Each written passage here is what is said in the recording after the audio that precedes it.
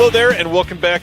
What is this place? Disconnected. Disconnected. Disconnected. Disconnected. Disconnected. Disconnected. Disconnected. Disconnected. Disconnected. Disconnected. Disconnected. Disconnected. Disconnected. Disconnected. I'm starting to feel disconnected. You have reached a number that has been disconnected. Hey all, and welcome to a live Thursday night this week with two of my favorite people to listen to every week. We've got Gentry Austin and Casey Scott from the Sin Syndicate podcast. Welcome, gentlemen. How are we? We're all right. I'm great. I have a screwdriver. I'm ready to go. That's exactly what the night needed tonight. It's been a hell of a week out there, huh? Yes, it has. Yes, it has. Suddenly, very, very, very serious immediately. Yes. On a somber note, we're starting on a somber note tonight. Yeah. Thank God for the movies. Gotta tell you, thank God for the movies. We need a little escapism. So. Escapism indeed. So yes, clearly my big thing for you guys tonight is the Sin Syndicate podcast. Everybody needs to be listening to the show in an elevator pitch. How do you tell people what the show's about, Gentry? Well, it's about the golden age of sexploitation. It is about low budget, mostly 60s and 70s, erotic films, sometimes violent films. That's my elevator pitch. Casey, you do it better than me. Oh wow, elevator pitch. Okay, so the elevator pitch is the Sin Syndicate. I would just read my little description that I have in our. Yeah, podcast. you usually write intros, and you didn't write one tonight because you're off duty. So, yeah, his intros are perfect, and he always surprises us with them because I never know what they are until we start always great. Yeah. So, and I always mute because my reactions would probably not be great. So yeah, an elevator pitch is like sexploitation is such like a loaded term. It covers a lot of territory, but yeah, we talk about the various figures in history behind adults only films of the 60s and 70s, mostly focus on America, but we've also taken jaunts over to Japan, and we'll probably do some more international trips in 2026, but we like to dive deep into movies. So essentially, I mean, one of our episodes on one movie could be like 2.5 hours because we like covering everything. We like talking about the filmmakers, where they are now, their weird backstories. Everyone has an interesting story.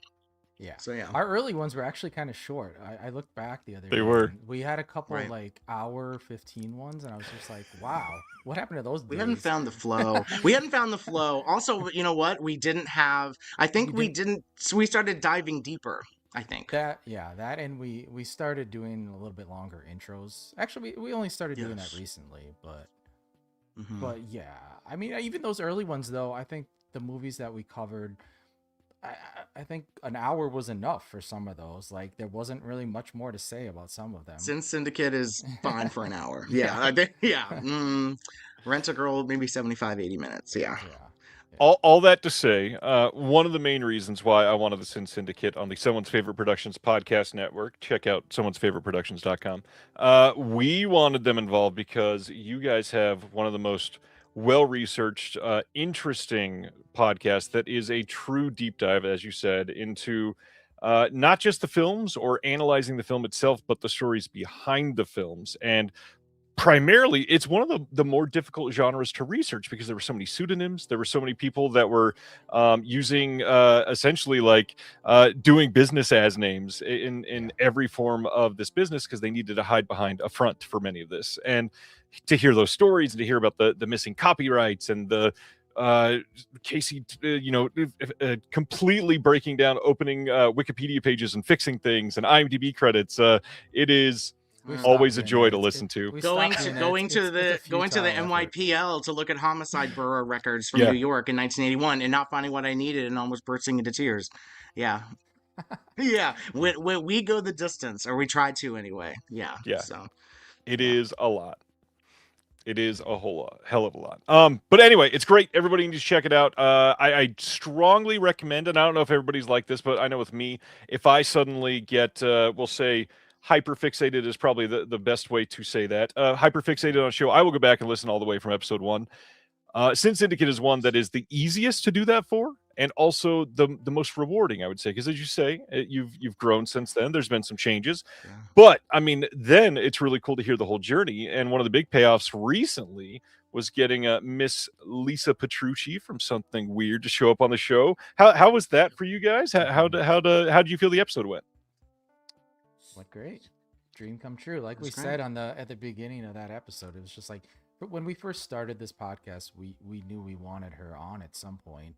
Yeah. So it was just a matter of waiting for that right moment. And with this Dave Friedman collection coming out, that felt like the perfect time because, Dave was a huge part of starting Something Weird Video. Well, I shouldn't say starting it, but helping kind of push them to the next level a little bit. Would you agree, Casey?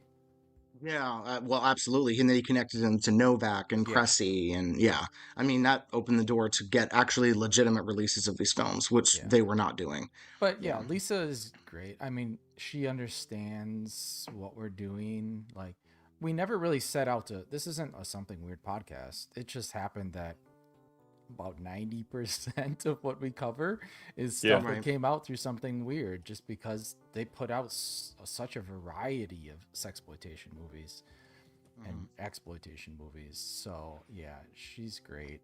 We're gonna try to have her on every year if we can.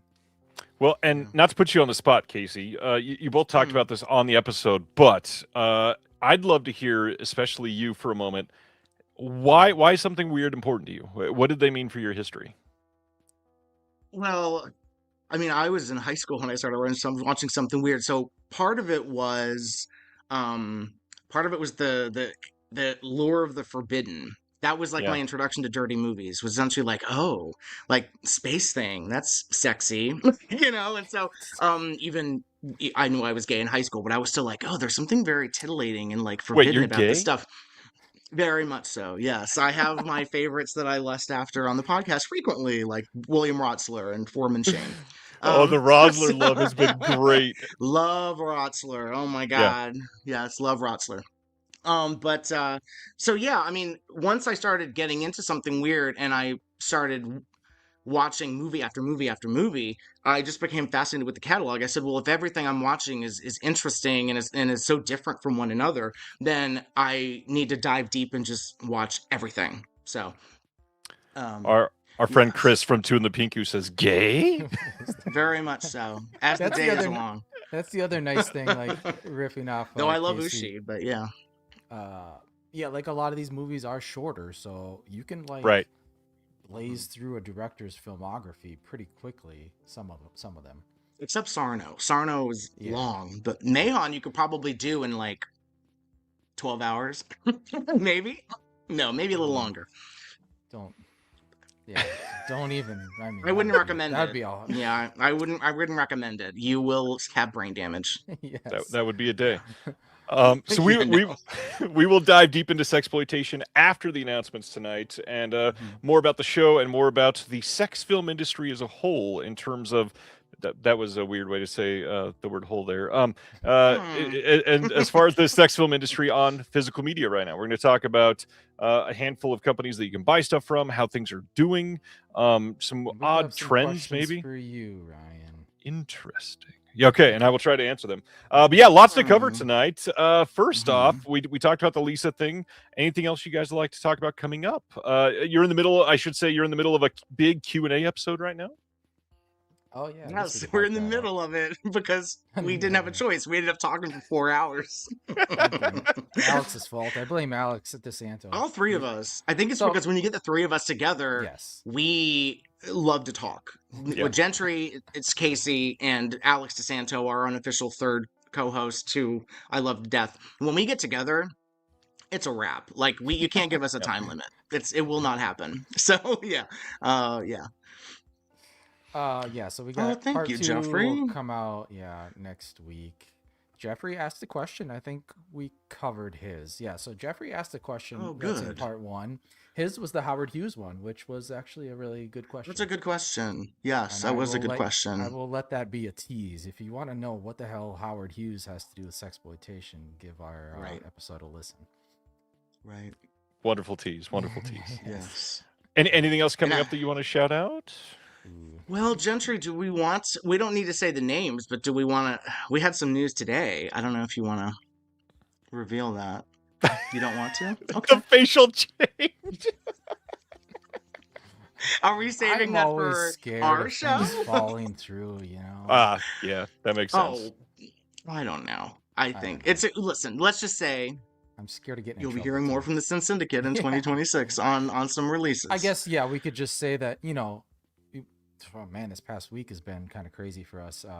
Things really being announced that we kind of didn't know were going to be announced so fast. But I think we'll talk about that in a little bit. But yeah, I didn't know what the street date. I didn't know what the street date was. I was I didn't. I don't even know. Yeah, Lisa's been kind of tooting our horn and supporting us just by like throwing our name out there. Like, hey, if you want a commentary on something that nobody else is gonna do a commentary on, and they will. So I think we got some more commentaries coming. That's incredible. I'll have to ask you which one specifically after. Yes, we'll tell you. Well, I will. Gentry's superstitious. But I will say, I think it's for Gentry and I, that's what I like about our podcast, not to glaze ourselves. But I like I like the fact that we can discuss movies that maybe seem like, well, this is so standard and this is so boring. But the stories about them are so interesting. Like I think like for something like Hot Nights on the Campus, which we covered, and Less in the Flesh, like the reviews of those on Letterboxd are not great, but they're made with such interesting people, and they star Gigi Darlene and other interesting actresses. Right. So yeah, if something like the Sexploiters and Raw Love, which we're doing, maybe that's something that other people wouldn't find interesting enough to talk about. We had difficulty restricting ourselves to the running time of the movie. So that's always a good problem to have, honestly. As somebody that hires people for commentaries and edits their commentaries, that is such a better problem to have than I hired somebody for a commentary that's a 2-hour film. I got a file that was 23 and a half minutes. And I was like, I think you forgot something. He was like, this is all I got. Yeah. So, we've talked about that on the podcast. When one of the companies was talking to us about doing a commentary, they were like, yeah, just let us know, the different timestamps for when you need us to start your audio. I'm like, what do you mean? We're just going to talk through the whole thing. We're nonstop. Breaks. We're good to go. That's a commentary. That's what it should be. Right. That's what it's supposed to be. Right. Exactly. So we didn't take breaks. We powered right through. It helps that the movies are short, but then it is kind of like, okay, we need to hit this point before it ends. But I think we do pretty well, Gentry, if I do say so myself. Yeah. And we'll only get better. So I can't wait. Think so. Yeah. Yes. I know that we were going to mention something from the Two and the Pinku guys. Did you want to shout that out right now? Yes. So this is Thursday. Sunday at American Cinematheque, 10 p.m. in Los Angeles, they are screening the film Rewind, which is the Sato film, which was just restored. And I got to tell you, the only Sato movie I'd seen was Muscle. I'd never seen any of his other films other than Muscle, because Muscle is fantastic. Rewind made me a believer. I love Rewind so much. And to see it restored on the big screen is going to be absolutely incredible. It's going to be a mind blower. So I absolutely recommend 10:30, or I think it's 10:30. What time? I think it's 10. Chris is in the chat. It's a late night screening. I don't think they're screening it. I think that they're just... No, they are going to be there though. Yes. And you want to meet them, so they will be there. They're not hard to find either.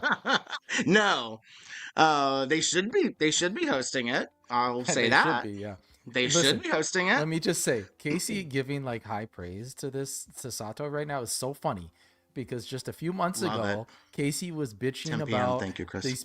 this pink line taking all this stuff off the pushing my Sexploitation calendar. Yes, so exactly. If he's psyched for it, then it's good. Yeah. I'm obsessed, and because of them, I'm into pink film. I'm obsessed with so much different Nikatsu stuff and shot on video stuff now. So yeah, it's a whole new world, and this is a good first one if you've never seen a pink film, for sure. So 10 p.m. and LA, and what's the venue on that one again? I totally spaced already. American Cinematheque. Oh, and do we know, because there's 3 theaters, do we know which one it is? I think it's the Egyptian. I believe it's the Egyptian. They got the big one for that? God damn, I believe it's the Egyptian. Yes. Chris will correct me if not. And he describes it as thinking of Peeping Tom with family and video. Yeah, I got into a fight with someone on Reddit who said they would not describe it as a horror movie, and they thought that was misrepresenting the film. It is very horror. It is very 80s shot on video, grungy, but yeah. It's at LF3. It's at the Los Feliz 3 theater. So go check out LF3. Thank you, Chris. Incredible. Thank you. God, that sounds great. I would love to see Rewind on a big screen with a bunch of people that loves that stuff. I want to see the audience reaction because that's the thing. When I did my series in New York, we showed hardcore films. So seeing those and seeing an audience react to those really well and then want to talk about them after is very rewarding. It's like, oh my God, new fans. This is fantastic. So if this goes over well with the audience, I look forward to hearing feedback from the Pinku guys and how it went. Same. I can't wait to hear that podcast episode where they cover it. Me too. Yeah. For you guys, before we go into pickups and recent watches and all that, Raymond's got a question, and I'm gonna tune this to you a little bit. What sexploitation films do you hope get a big boutique release over the next year or two? I don't want to answer Gentry this go because we cover this Gentry. in Q&A. So how about we highlight maybe one Gentry. each, and then have them come listen to the show for the rest of them? Yeah. I think that's fair. Yes, I think that's fair. All right, go Casey. Smoking Flesh. Our question was which something weird movies would we want an upgrade for? I say Smoking Flesh. It's a really terrific 1968 New York black and white film. Very little plot, but so much style. And it takes place in like one apartment and like a pot party, and there's like a biker. It's so stylish and beautiful, and I'd love to see that restored. It's very underrated. The opening scene in that is a guy, right? A It's drug on the dealer riding a motorcycle in Manhattan. Yeah. And this awesome garage rock song is playing. It's just it's a so great. good. If I could recommend probably one of the, if I could recommend something, a sexploitation film, that would probably be one of the top 5. It's just easy to get into. Yeah. But anyways. Nice. Directed by Joseph Mangine, who became a very well-known cinematographer, and he wrote like the book on cinematography. So obviously, very beautifully done film. Yeah. Well, on that note, then, how about some I pickups? didn't tell mine. Oh, that's right. Yeah. I thought you interjected at the end there. I'm sorry. Well, Alex DeSanto is leading me with his comment there. Mm-hmm. So, if you might have seen that AGFA did this Herschel Gordon Lewis Kickstarter, they're going to be doing a bunch of new restorations. Yep. And we are involved with the first one that was announced, The Pill, The Girl That Bodied the Pill, and Blast Off Girls. I want them to do Miss Nymphet's Zappin'. It's this absurd comedy film that Herschel made in the early 70s. And it's him doing a very sexy version of laughing, Right. Basically. the best, worst jokes you've ever heard. Casey's like, But no, that they're good cast. jokes. Yeah. No, well, listen, they're crazy bad, cast. but they're good. Yeah, it's funny because great cast, and they're all having a blast. Like when you're working in sexploitation, and at that point when it's on the brink of hardcore, and you're just asked to show up, get naked, and do comedy, that's like a dream for like models like Debbie Osborne and Bambi Allen and Dixie Donovan. It's like, oh, I just need to take my clothes off and do like little skits. This is great. I'm here for Get it. paid? And get paid. I mean, it's so much fun. It's just a lot of fun. And I that's another one. The Letterboxd reviews. Yeah, everybody's like, Y'all need to get your act together because this just go with it. Just go with it. I feel like I say that for a lot of sexploitation, but seriously, just go with it. You know. And let me say, I posted a clip from that movie on my Instagram a long time ago, and Mr. Sean Baker retweeted it or reblogged it, whatever, and it blew up. And then I got all these weird followers, and then Instagram banned me. So I love you, Sean. Come back to us, please. But please don't. I don't know. I don't know what to say. Like, I don't know what happened. We got like all these weird followers, and then I think we got like on the algorithm's radar because of that. And weird. They saw some posts and they thought we were selling drugs or something. It was weird. Yeah. But anyways, selling. I did see. I saw because someone I put a mention in the hashtag comment. drugs in one of my posts. Oh, don't do that again. Don't do that again. because it was a because if you're looking for drugsploitation #drug movie. on the internet, it's for nefarious purposes. So don't do that. Yeah. That's like doing #nudity. You're asking for it. Yeah. What are you doing? #sex. Don't do that. All right, Yeah. let's get into these pickups. All right. Well, So yeah. Let's do that. Yeah. go ahead, Casey. What do you got? I know you got a bunch of show. No, because I saw because I have the comments going, which is probably against my. I probably shouldn't, but someone mentioned they also wanted to see Year of the Yahoo. I co-sign that. I love Year of the Yahoo. That one doesn't get enough love either. I think it's way better than This Stuff Will Kill You, which we got stuck with on the Arrow box set. Year of the Yahoo is terrific. Yeah. Yeah. All right. Pickups, Casey. Let's get into your stack.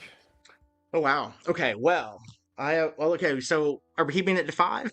You can list 38 and we will all be excited. Well, you know what I'm going to do? I'm going to stick to, no, I'm not going to stick to Sexploitation. Well, let's just say, if y'all haven't bought Hyena in the Safe from Cellular Dreams yet, you need to buy this. This is one of the releases of the year. Yes, this movie is so good. People talk about Forgotten Jolly. Most of the movies on those releases by Vinegar Syndrome are forgotten for a reason. This is a masterpiece. You need to buy this. Yeah. It's fantastic. The story about how the story behind the villa that they use is detailed in the special features, and what's his name? The guy who runs Celluloid Dreams. I forgot his name. Guido Henkel. Guido. Yeah, he talks How about. How did I just remember that? That is such a specific. But he's great. It's Bruce, really I love that movie too. Yeah. The villa is amazing. It's like a character in itself. It is. I also picked up. So Vinegar Syndrome had a sale, a partner month, and so I played catch up on Agatha stuff. So I got all the Doris Wishmans finally. Nice. But I also got Dracula the Dirty Old Man because our buddy Dennis Campa, Mr. Sexploitation, who we love and we've had on the show with his wife Melinda Bellis, does a commentary on this. I do enjoy this movie. I don't love it, but I enjoy it. I also finally got my Black Emanuel box set, and this, listen, Laura Gemser. I usually like a more full-figured woman, like Ushi or more Zoptic women. Yep. Laura is my queen. I love Laura Gemser. So I'm excited to watch that. But the big one that I was excited about is in this brown wrapper, like a proper dirty movie. So can you show this? My friend, I don't know if you can show this. I know there's no nudity on it. Okay. He's classy. What are you talking about? He's classy. Mark Murray is classy. So Mark Murray at Ultra Flesh Archives did an incredible collection called Wild Heart, the Leslie Winston collection. It's limited 500, and he's running out of copies. Gorgeous restored 8mm loops. Loops deserve love too. Leslie Winston does a commentary on it with Mark. There's a lot of good stories on it. Gorgeous packaging. I love it. I've watched it twice. So, yeah. I still need to pick that up. I posted the announcement and meant to pick it up, and my computer crashed, so I lost the tab. I need to go back to it. Yes, go back. Because, Mark has advised they're running low. And so when he sells out, he can move on to the next project. And he has a lot of interesting projects lined up for 26. So, once this one's done, move on to the next one. Yeah. He and I were messaging, and he is the real deal. He's got a lot of stuff in mind. Mark. Love Mark. Yeah, he's fantastic. He's Mr. Rudy Ray Moore. And so he's giving that much love and attention he gave to Rudy to 8mm, which nobody else is doing. So I'm very happy that he's as dedicated as he is. Cool. Mr. Austin, what have you been getting? That's it for you, Casey? All right. Seemed like it. You know me. I could go on forever. I'm restricting myself. We got a lot to cover. Let me fly through these. All right. Yeah. This was a Casey recommendation. So we went the Kidnapped Poet is good. This was Casey's very first Something Weird video was Axe was the first one I bought when I was 13 years old. Yep. And so this is a Severin, but I haven't gotten my actual Severin order yet. But I don't think many people have. No, that's okay. I did. I'm not. I don't know how, but special. I did. Okay. Yeah. The last one I did not get for months, so I think I was owed. I haven't seen Kidnapped Coeds either, and I'm really curious to hear this whole. I don't know anything about Frederick Friedel. Is that how you say it? I know there's a good story there, but go in blind, knowing as little as possible. Anything. Yeah. They're so great. They're so good. So let me and those just were say, rescued from Novak, so yeah. those are a Yep. rare Harry Major reason Novak to celebrate. that's on disc right now. Harry Novak gets covered a lot on the podcast, Yes, by the way. For better or worse, because in positive and negative yeah. ways. Yes. Yeah. Anyway, Yeah. I just want to say, everybody was psyched about the VS and the Severin sales. You know where the real deals were? MVD. This whole stack is pretty much from MVD. Love MVD. Yes. Look at this. Even Miss Lisa's here watching. Miss Lisa. Oh, Lisa, the real queen. The real Lisa. queen. None of us would be here if it wasn't for Lisa, and I've told her that. Literally wearing her shirt. Yeah. Okay. I need to have Lisa on my show too at some point. Yes, Bruce, I have to say, remember when I lived at home and you lived in Maryland, we never met, but we did talk on the phone 25 years ago. Yes. We've known each other for a quarter century, Bruce. How old do you feel now? Yeah. And It's a solid question. Yeah. OGs. Yeah. OGs. The OGs, in the game. yeah. We got What the Peeper Saw. Nice. I've never seen that. Britt Eklund. Yep. It's I think most people consider it a giallo adjacent. I haven't seen it for a little while, so I'll pick that up. And then I'm gonna where did we go? So we talked about Hiding in the Safe. I also got Gestapo's Last Orgy. This was like $9.99. It was so cheap the other day. These things away. Yeah. Because people don't want to buy it because they're scared. Yes. Anything I with do like a that Nazi one. symbol, they're like, oh my god, I can't buy something with a Nazi symbol on it. You can't buy them on Amazon. You have to buy them direct from the distributor. Yeah. Yeah. Like, guys, you're not endorsing Nazism when you buy a movie about a Sexploitation movie. But yeah, there's so it's quite good. There is something really interesting on here that I want to watch, which is an extra about our boy that we talked about recently, the composer of the soundtrack for Voluto Nero, aka Black Velvet, which is in the Laura Gemzier box set. There is a Remembering Alberto Baldin Bembo special feature on here, which I need to watch ASAP because it's relevant to something I am working on. Nice. I love him though. His soundtracks are so good. He also did Strip Nude for Your Killer, which finally got reissued. Now, his soundtracks are always good, but they haven't been. That's not. Is that not? No. Who is that? It's some other Italian guy. I can't remember his name. Are you gonna make me Google this? Go ahead. Alberto Bembo. No. He didn't do that many. He did Voluto Nero. Yeah, he didn't do that many. He was mostly he was a singer. He's a huge singer in Italy. He did a bunch of pop songs. So yeah, I totally didn't remember that. Yeah, Bruce. So you got two movies from the same director. Yep. So that's fun. I'm trying to fly through here. Underrated director. I hate this movie, but I bought it because I'm gonna see if I can change my mind. This is Jess Franco's The Bloody Judge, aka Night of the Blood Monster. Yeah. No comment from anybody. Well, Not that's really. That's when I think everyone was excited to see uncut, and then when they saw it uncut, it was like, oh, can we get a sense like a cut version because it's really long, and like, can we just let's get to the meat and the potatoes of the movie. I would rather see the AIP version, honestly, to see what they did with it. I have a like ranked Jess Franco list with like 150 movies that I've seen. I think this is like at the very bottom, so I'll see if I can bump that up. I don't know about that, but I'm gonna skip that one. Laurent Omanzik in Germany says it's just Franco, just another Zoom. Yes, that's so rude. Yes. Here's no meaningful Franco. zooms in that movie, though. Cecilia, another Franco. I need to rewatch that. Amazing. I was kind of holding out on this one because there's a couple of different versions, but the other version is on here. The Aberrations. I'm not going to read the title. Aberrations Sexuales. It's the Spanish version of the same movie, but very good movie. Another That's Franco. Great. We got Death Packs a Suitcase. It's been a Franco month for you. Nice. Too. Yeah. This Love is Franco. A classic Kino Lorber style where it's like, ooh, nice packaging, slipcase, and then the special features just like single audio commentary, nothing else. Yeah. Who's it by? Not gonna say. I don't want to get you riled up.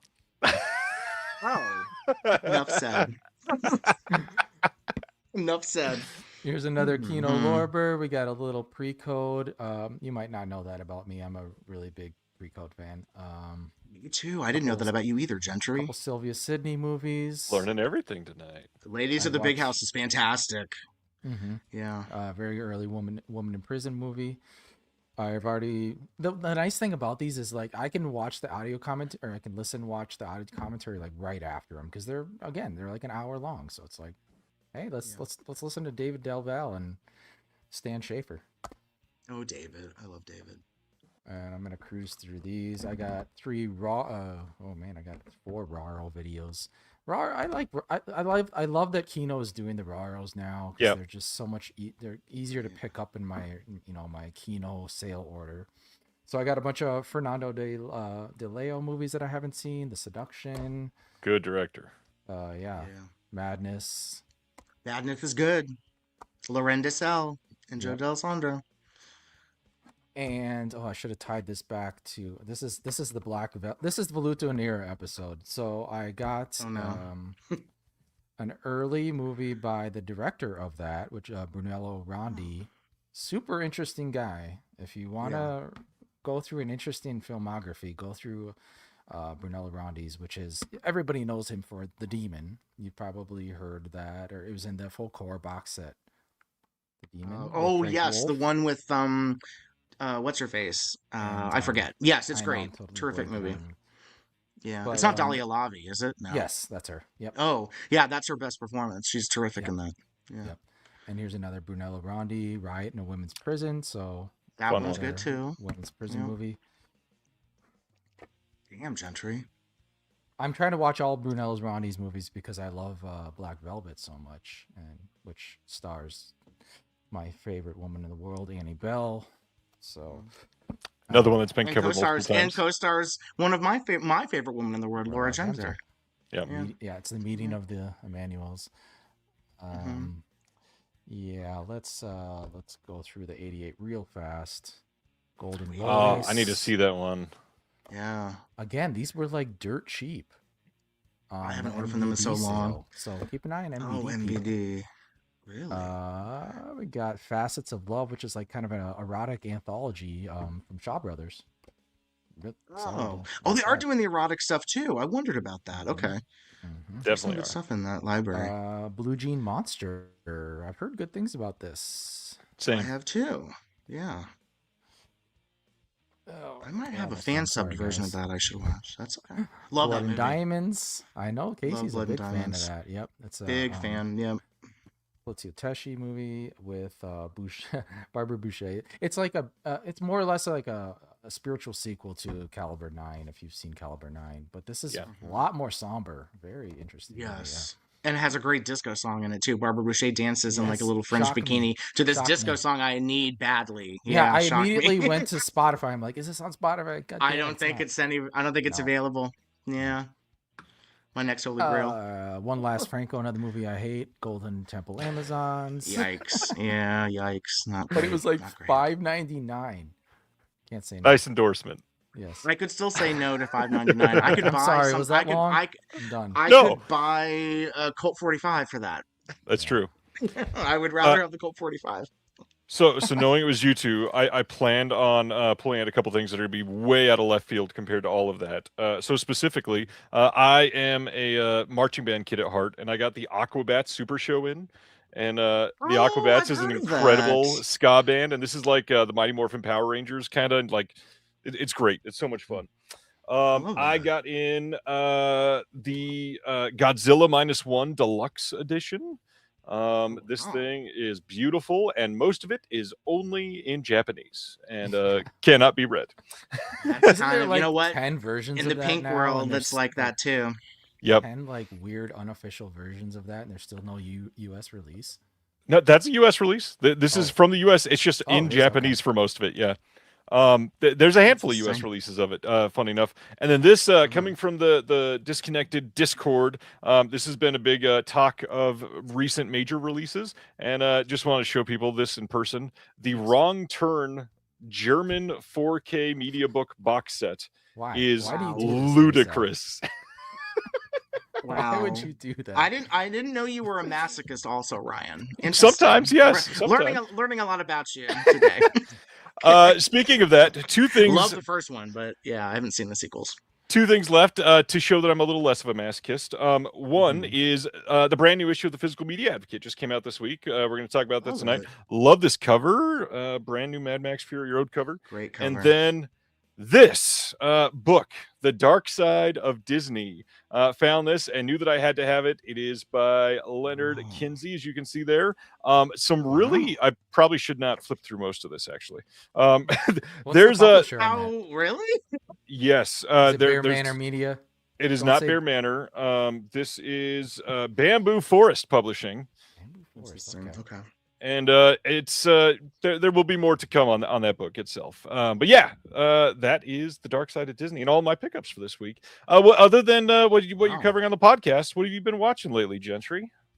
Oh yes. I think I said this on the podcast as well. Like, I feel like I'm in my Sam Deegan mode where everything I'm watching is like related to something I'm researching or working on Same. that I don't want to talk about or can't talk about. But let me whip up. Oh, what I have been watching is kind of a break. Is I've been going through a bunch of the Joe D'Amato, late '80s, '90s film raj stuff he did, kind of like the erotic thrillers that everybody seems to hate or just hasn't seen. This is crazy because people will simp for Ghost House like it's like good. The Hyena. I haven't seen that. I need to see that. I do need to see. Like he did. We're on the disc. Check it out. It's great. Damn. Okay. Oh, I see. You're promoting yourself. Well, It's you just wouldn't to be on be the behind release me. of something that's bad, right? I mean, you'd be on some or only releases of something that's good. Yeah. I gotta say, I find it a personal achievement that I found a way in a visual essay to put in a video of two hyenas fucking, and I can die now. Oh, funny. Wow. I want to see the rest of your bucket list because That's why I said it. That's really wild. Anything else, Gentry? He did like the 11 Nights, 11 Days, 11 Nights, which was like a big movie for him. 88 Films just did the second one. It's such a funny series because the second one is actually like the third one, and the fourth one's like came out before that. Yeah, it's one of those series that like took off so much that they were just like, we got to label everything 11 Days, 11 Nights, even though it's not related. But no, I am having a lot of fun. I love Joe D'Amato. He's a working class artist. That's all I'll say. Like go ahead and watch his like period dramas from the 80s and you'll see like he's a talented guy. He's got an eye, that's for sure. I don't put up with any Joe D'Amato slander. No, neither do I. I think he's great. I mean, there are definitely movies where it seems like he's slumming, but he doesn't phone it in technically. Right. I think his cinematography is always good. Like, I mean, I think people keep forgetting that he shot like, he directed Death Smiles at a Murderer, and then didn't he shoot Solange? What have you done to Solange? Wasn't he the cinematographer of that? I mean, stunning movie. So yeah, I don't think he gets enough credit. Yeah. I could go on about Joe, but yeah. What about you, Casey? Anything you've been checking out? I will keep singing the praises of Joe because I'm in Black Emmanuel land. So, I know that those films can be problematic. Everyone's favorite word these days. But listen. I hate that word. They're so good. They're so good. Joe knows what he's doing. It's the Italians have a way of commenting on violence and sexuality while also exploiting it in such a beautiful way. Cannibal Holocaust is a good example of that, where it's just like wildly violent and then judging us for watching the violence. It's total hypocrisy, but I love it. I've been watching a lot of the Black Emmanuel box set. I'll say it again, very into pink film now. And there's a lot of it on Internet Archive. So I've been downloading a lot of stuff and watching stuff. I'm obsessed with Irina Miyai. I will not stop talking about her. She's like the Barbara Stanwyck of Roman porno. So I've been trying to get everything that she's made because I'm absolutely obsessed with her. What a title. But yeah. Yeah, Dakota and Chris ripped a few VHS tapes a couple weeks ago, and they did a podcast, which was a double feature. And they sent those rips to us, and I can't remember. No, Casey, you haven't watched them yet, but I think I fell asleep watching one of them. Oh, yeah, you did. Yeah. I don't know how you fall asleep watching. Well, I kind of do. Because, come on. Because, but you know why? Yeah. Because it wasn't Zoom In Rape Apartments, and it wasn't Sex Hunter. yeah, So one it of them did was a not groper grab train. me. Yeah, it was my first Yeah, it groper did not. train. Was Yeah, your it didn't first grab groper me. train? My Nice. first ride, yeah. Lots of people I taking that always ride remember your recently. first. So here's I the thing know. about groper train. They're not all about the train. No. I don't know if people No. understand that, but yeah, Yeah. that's just like a setup for other Mhm. interesting stuff. Anyways. Yeah. Yeah. But yeah, that's kind of it. I was on vacation, so I was watching a lot of Hallmark holiday stuff with my very straight family, and introducing my niece and nephew to Barb. He's 6. My niece is 6, and my nephew is 6. My niece is 3, and they'd never seen Pee Wee Herman. So I got them into Pee Wee Herman because I'm the best gunkle in the world. So Smart. now they love Grace Jones and Cher and Katie Lang and Pee Wee Herman. So I've done my job. Nice. So, Wait, do you have your now- your mug? Casey, what's your gunkle mug? Oh, my gunkle mug. No, it's in the sink. But yes, they got me world's best gunkle, and you can't tell me nothing when I drink out of that thing. So yeah. I'll share the continuing love for Italians and violence. I watched Torso twice over this last week, Because and you're going to be talking about it, yeah. I am, and God, do I love that movie! It is so damn good. So good. So many great shots. That one scene, I will go back to it so often, but the one scene in like the moor where it's all foggy is crazy. Oh, it's like a swamp thing. Yes. Yeah. Where she's high and just stumbling through. Yeah. The mud in that scene, it is such a well shot scene. Love that one. And then I got a friend in town. Zach from the Discord is here. He's in the other room watching from like 40 feet away. Hi, Zach. We rewatched Twinless from this last year. Did either of you guys see Twinless from 2025? No, what I've heard, there's a really good sex scene in it. It's the best thing is it's authentic. It is like there's genuine I've like heard. laughing and enjoying the moment and actual good. Yes, it is so good. Yeah. Love I've heard it's Twinless. good. There's Zach saying hi. Showed him. He had not seen it yet, and I thought it was super underrated from this year. Hardly anybody has seen it. So I need to see it. Everybody go see Twinless. Who's in it? Who's the main actors? Dylan O'Brien is Dylan the main actor. O'Brien. And then James Sweeney is acting in it, but he also wrote and directed it, which for a film like that, it's kind of surprising. It's a quite subversive movie to be the writer director and then make yourself super vulnerable to star in it as well. Yes, Hey, but that happens a also lot in make sure that you Sexploitation. make sure you cast yourself in a sex scene with a wildly hot man. That is This pure is true. sexploitation. Pure sexploitation. You know who did that? Rotzler did that all the time. Yep. Yeah. This is true. All right. I think that's all I got. Anything else we want to shout out before we go into the announcements? I don't think so. I'm excited. Let's see these announcements. Let's do it. First, just a reminder, because this happened to be the first thing from this last week. Shelf Shock Rewind is coming up. This is going to be on February 15th of this year, and you need to go in there and vote for everything from physical media from 2025. Again, you can see the link in the chat right now. You can open that in another tab. You will be able to go and vote for the entire month of January. It closes on the 31st, and there's everything from best restoration to like best commentary, best visual essays, best label, all of these things that you want to vote on. And on every single option, there's a write-in. So if you don't like any of the ones that were nominated, you can write in something else. There's a couple that have gotten a little bit of groundswell of support in the write-in. So I think we, for the first time in a couple of years, we have an opportunity to maybe see a write-in overtake some of the nominations, which is interesting. Because Really? how do you guys feel about 2025 overall in physical media? Anything that impressed you last year? Yeah, well, I think Severin continues to knock it out of the park. Yes, I think they're like my favorite company, and I don't even work for them. I'm not even kissing ass. They continue to really impress me. They do a little bit of everything. So They love do. them. I will continue to advocate for Celluloid Dreams. And the way that they only release a few releases a year, and there's so much care put into them. And Mondo Macabro, I think Mondo Macabro is always they are always digging in and discovering stuff that I've never heard of, and I know it's going to be good. Those are titles that I always will buy blind. I don't need to know what they are. I'll just buy them. Same. Got to trust that curation. Yep, absolutely. Yeah, I haven't even seen the the Sato movies yet, but I feel like that's already like a pretty big coup for them to get that. Absolutely. Like so many people have been dying to get those to not watch those like VHS rips that have been floating around for ages. Right, with bad fan subs. Yeah. Yes. Right. All right. That's how I watched Rewind for the first time, and that's why I can't wait to see it restored. If I loved it that much looking like garbage, I know it's going to be just like otherworldly when I see it restored. Yeah. All right, so that's Shelf Shock Rewind. Don't forget to vote. That's it on that. And then our first actual announcement. We found out what Iconoscope was. This is coming from Vinegar Syndrome.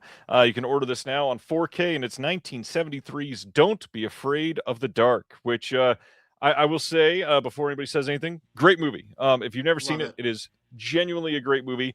I don't love that this is on the cover. I think that should not have been on the cover. I don't either. I agree. Let's, in fact, hide it with this. That is enough. That's a better cover, actually. It is. So this was a TV movie, right? It was a TV movie, yes. And we should say Iconoscope. Iconoscope is all going to be TV. Yeah. That's the big draw there. But have they said if it's going to be all TV movies, or are they going to do TV series as well? They have mentioned series, and we're also covering a series tonight that they already did this week. Oh. Because I want them to do He and She, which is Richard Benjamin and Paula Prentice. Like, I would love for them to rescue that one season wonder, because that's really terrific. But I've been asking Shout Factory to go after it, and they've kind of patted my head and said, we'll think about it. I'm like, come on, Richard Benjamin and Paula Prentice are still alive. Let's do it while they're still alive. Well, Dakota is petitioning for Stalked by My Doctor. I'm probably guessing that's not going to happen anytime soon from VS. Probably not. Come on. Hallmark, put it out. Somebody wants it. So this is going to be a 4K scan with Dolby Vision and HDR. Brand new scan. Is that necessary? Is it necessary? No, but it's also really cool that they're doing it. I agree. So you got a commentary on here with Amanda Reyes. We got a commentary that is ported over with Uncle Creepy Barton and then Jeffrey Reddick and Sean Abley. The only thing here that's new is a brand new locations featurette shot at the Newhall Mansion, which pretty damn cool. And then, of course, there's a 24-page booklet with an essay by Amanda Reyes. Good movie. Everybody should see it. Interesting. No Kim Darby, huh? No Kim Darby. Bummer. That's my toxic trait, is saying, why didn't you interview this person? But honestly, I'm glad it's coming out. I'm glad it's coming out. Say the same a lot. Yeah. I listen, producing extras, I know that there's reasons why not. I just immediately think of it as a fan. I'm just like, I wonder what Kim Darby had to say about this, but maybe she didn't have anything to say. Yeah. Guess we won't know. So the next thing, New Wave Video out of Australia, who is a fairly new label. Fairly new label. They have announced that they are coming out with a side label so that you can still feel some curation from their two lines that they're doing. And this side label is going to be called Nami Films. Nami is the word wave in Japanese. And so what they're doing, this is going to be connected to the new wave spirit of the label already. And it's dedicated to carefully curated deluxe editions of exceptional Japanese dramas, coming-of-age films, comedies, and long overlooked gems. I do like that they are separating these, even though they're new. I think that it's kind of important to set up your people looking at the label for curation and the idea of what they can expect. And so I don't think this is a bad idea. I think this will be nice. And we're going to talk about their first title on this fairly soon. Yeah. So no Japanese erotic films. I noticed they didn't say that. Actually, they did make sure that they said New Wave Video will continue to be the home of extreme and transgressive cinema, including horror genre, erotic, noir, controversial works, and more. So, hence the heart means like these are more romantic, like dramas, coming of age, comedies, and that's why they're separating them. Some people are going to want to stick to one and not the other. Right. I'm intrigued. We're going to be talking about a lot of Vinegar Syndrome this show because they announce things every single day, of course. And the next one is from Cinematograph. They are doing a 4K of The Gambler. And as per usual, Cinematograph, they released this, and they had a little bundle that you can get with these 2 stickers that came with it. That sold out in like 12 seconds. I'm sorry. Stickers sold out? Yes. The sticker bundle with this film sold out literally in like less than 5 minutes.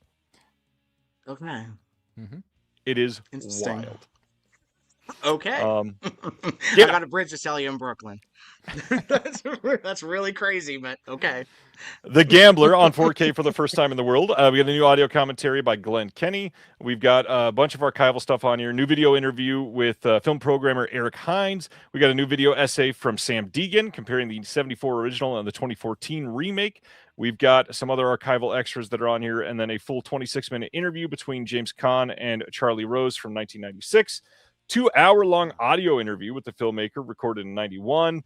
Book of new essays by Aisha Harris, Jordan Hoffman, Adam Naiman, and Scott Tobias. How do you guys feel about The Gambler? I love James Caan. Like, he's great. I actually just saw Thief for the first time last year, and I don't know why I had my head buried in the sand about Thief for that long, 40 years of my life. Bruce, you're probably right. So No, it is confirmed. Absolutely true. Yes. And someone else in the chat mentioned that they might have preferred to see this from Fun City Editions. I feel like there's a lot of overlap between those two companies and the product that they do.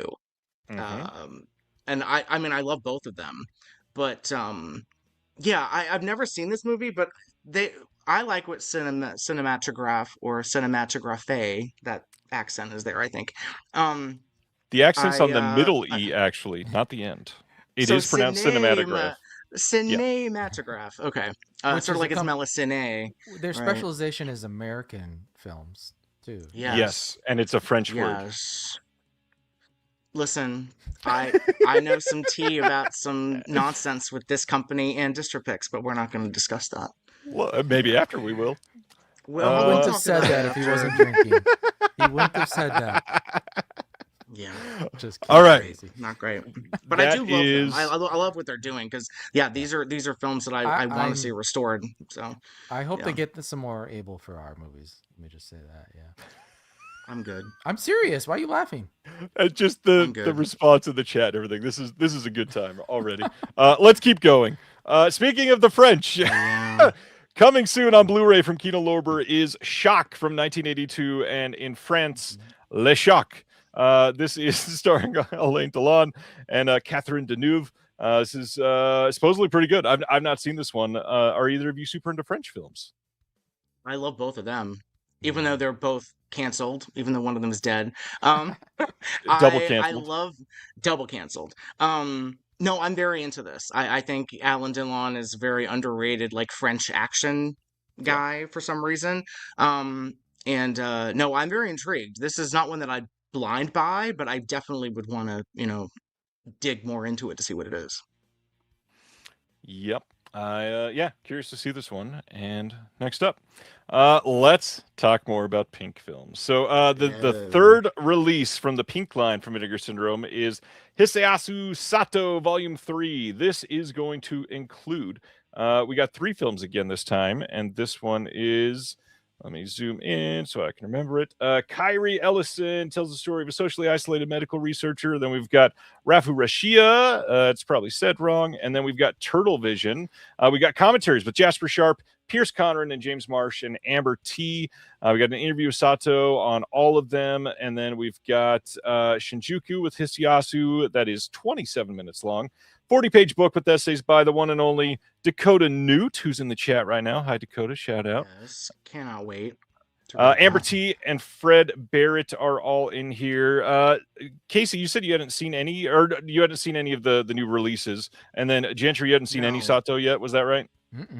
Haven't seen a Interesting. Gentry, I'm telling you right now, blind buys. I'm sure. Yeah, I'm sure I'll just love blind it. buys automatically. I just haven't done it. Yeah. Automatically. And, I mean, those are ones that I would recommend without hesitation. Dakota and Chris are always like, they make grown white men cry. So, that's me. I think straight white men cry, probably. Right. I didn't cry. You didn't cry. I cried a female leopard, though. That's another Pink film that I loved. I did cry at the end of that. No. So, but Pink Dakota's in Dakota's in the booklet, and finally they're representing him in these Sato sets. It's been too long coming. Excited about that. The first of many, I hope. Yeah, I'm eager about these. Just so everybody's aware, because I saw people asking Justin questions about this pretty much everywhere, all over the internet when this was announced.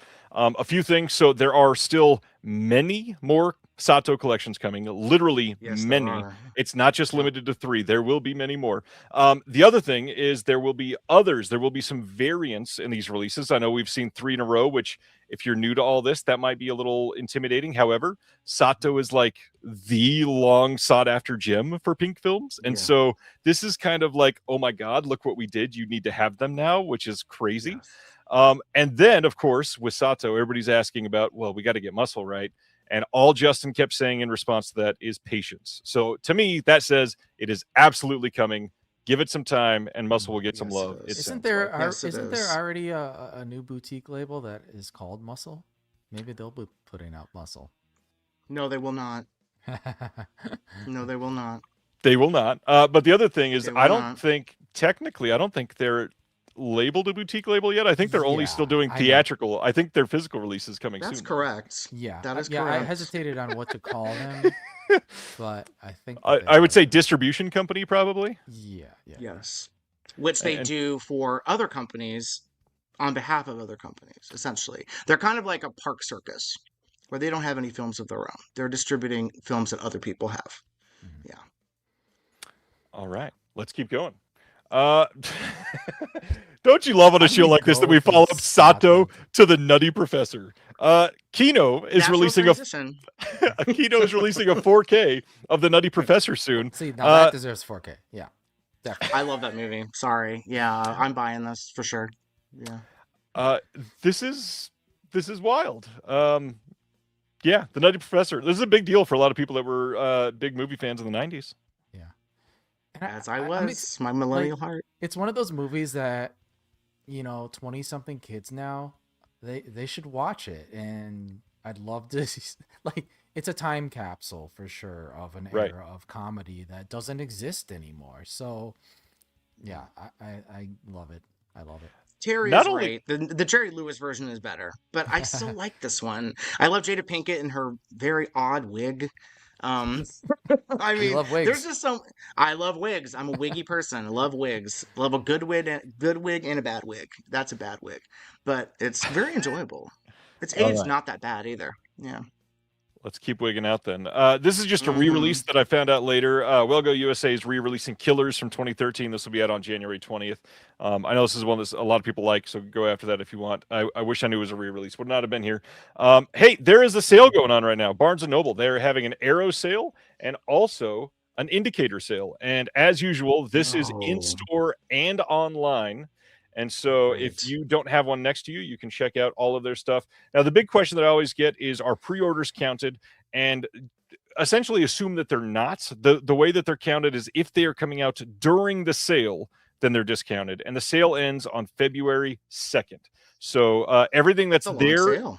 is all that will be discounted. So yeah, decently long sale, lots of good Arrow stuff, some great prices. And then if you're an Amazon person, they are pretty much price matching everything. So Not a fan. either way, Not a fan, Ryan. I'm sorry. of Of what? You know what happened to Indicator, me? Amazon, Arrow. The Arrow Barnes and Noble. I'm not a fan because I ordered American Gigolo through Barnes and Noble, and I just got like the most basic release. I didn't get the booklet with it. There's no. Oh, it was the like, standard? That is true. It was the That is super true. duper standard, even though the website said it was like whatever they label it as, special edition or Right. know. That might have been why, and it could have been Arrow's fault because after the limited edition sells out, they sell Limited, a yeah. special edition, and the Correct. special edition is literally just the standard, and it's Yeah. ridiculous that they call it that. they're That's tricking. what happened to They me tricked with Mill of the Stone Women, The House That Screamed, the Laraz collection. Yeah, I came home and I was like, let me check DVD Compare. I was like, are you Yeah. kidding me? What did I do? Yeah, I usually deep research this stuff. I have Google Docs up the wazoo of stuff, and that was But I do need to go on. get the Perfume of the Yeah. Lady in Black from Indicator, and some Yep. of those Rolands that are now out of print if they still have copies. So Yeah. yeah. Yeah, I looked for the Perfume of the Lady in Black. Sometimes Amazon has the indicators for like ridiculously cheap prices. Yep. And I know right now they have a bunch of the Roland ones pretty cheap, and I looked and they don't even have perfume listed at all. So That might just which be I one of need those because that... that Raro one is terrible. So well, that's why it's a UK only release. That's why it's not on Amazon here or Barnes and Noble. Okay, interesting. Oh, because Raro still has US, right? Yeah. Great. Thanks, Raro. Yeah. So speaking of TV series, we mentioned this earlier. The second Iconoscope release is a Blu-ray release of The Veil from 1958, and this was a Something Weird video thing. This is something that Mike Franey was able to save way back in the day. This is the Boris Karloff starring series that was from 1958, and there's a lot of stories behind this one. So very curious to check out everything on this. There includes on here the complete series of The Veil, newly scanned and restored in 4K from 16 millimeter and 35 millimeter negatives. Those are what literally Mike was able to find way back when and got those restored. 4-episode commentaries with Tom Weaver. We got an interview with Sarah Karloff, the daughter of Boris Karloff. We got an interview with Barbara Bibas Montero, daughter of the Veil creator Frank Bibas. We've got the original Telephone Time version and the previously lost The Veil version, hosted by Boris Karloff. There's a horror-tinged episode of Schlitz Playhouse, long believed to be lost, starring Boris Karloff.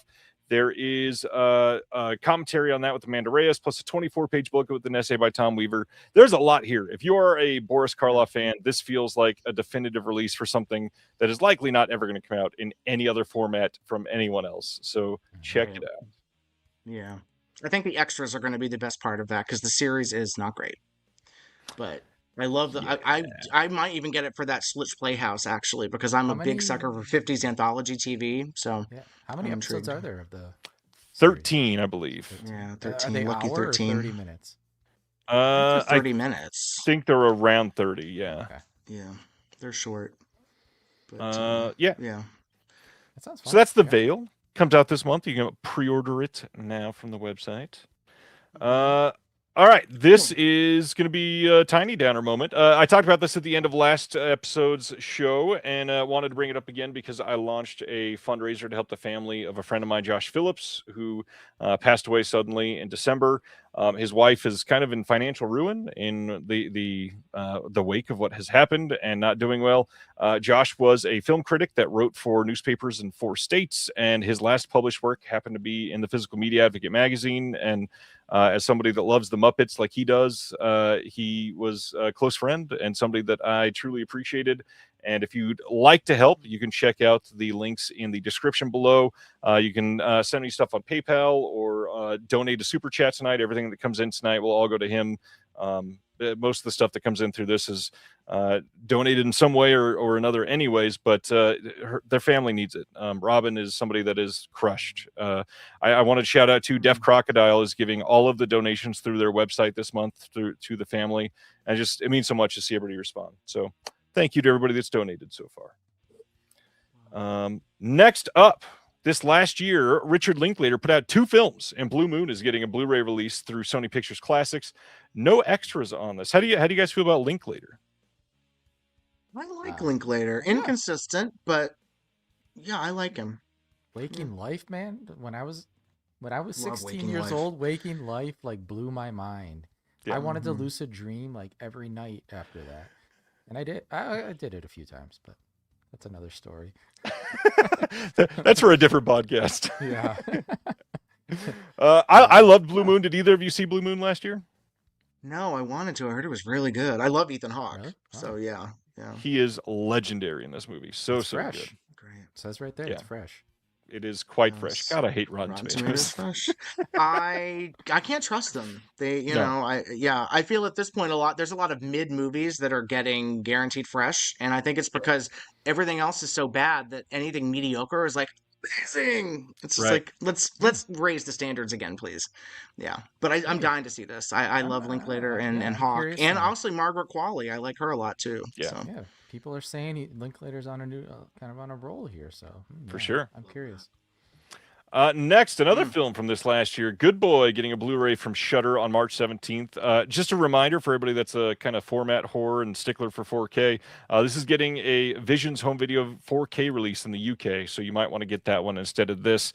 You can get that at like Diabolic and Atomic and all those other stores that are selling retailers items here in the US. So the dog is possessed? Is that what this movie's about? No. No, this is essentially a horror film from the POV of a dog. Like it's scary because the dog doesn't know what is happening, basically. Oh, Yeah. okay. It's a unique take, but I gotta be honest, did not like the movie very much. Interesting. I saw some positive reviews on Letterboxd from people. Some people seem Well, as you can see, it's guaranteed fresh. yeah. So what do you know, From Ryan? from the ever trusted Rotten Tomatoes. Thanks. I know.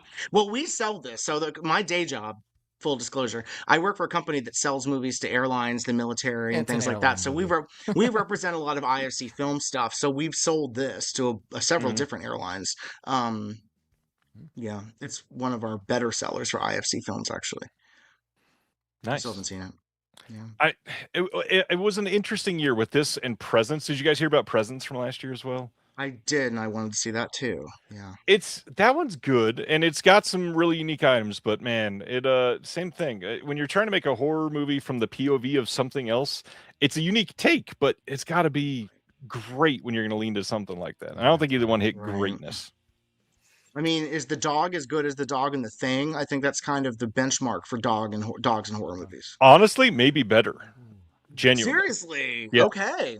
The dog I performance is definitely the need to see only it then. thing, in my opinion, the dog performance is the only thing worth watching in this But it's movie. the POV of the dog. So you don't even see the dog, do you? It's like think of it like a video game. It's like hovering over in some cases, not and POV. right up in the.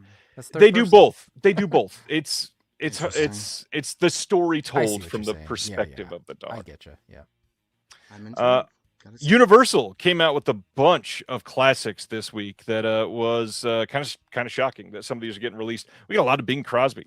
So the first up, Wow. 1941's Birth of the Blues coming on February 17th on Blu-ray, and then on the same day we've got Here Come the Waves with Bing Crosby and Betty Hutton, and then we've Martha got Double or Ray. Nothing with Martha Ray, same day. This is from 1937. We've got the Benny Goodman story. This one is not Bing Crosby, but also coming out on the same day. And then is there, Sing You Sinners with Bing Crosby coming out on the same day. I think that's the last one. How about Bing Crosby? Not Sin You Sinners, which is a Joe Sarno movie. Sarno. Very different. Sin You Sinners. I'm not a big Bing Crosby person. The voice melts I'm not you like I'm not butter. a big- But I don't think his films are very good. I don't even really like the road movies that much, even though I Yeah. like Bob Hope. And those are strange choices. But I if a studio is releasing its catalog at all, I'm excited because that means that Yeah. anything is possible. So yeah. Yeah, with me, the Bing is like I like this a lot of the supporting players, but I don't really love Bing that much. You know, I love Freddie Mac there. Yeah. Brian Donlevy was in one of the other ones. I love Martha So, Ray. Yeah. And who was the other one? And there was another one in the previous one. There was Donna Don't need Reed, Benny Goodman.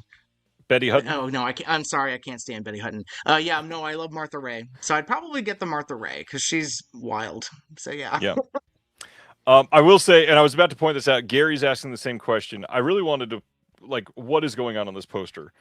These, is that how they're you sing? sinners, so they're not. Well, that's how sinners sing, apparently. Yeah, that's the problem.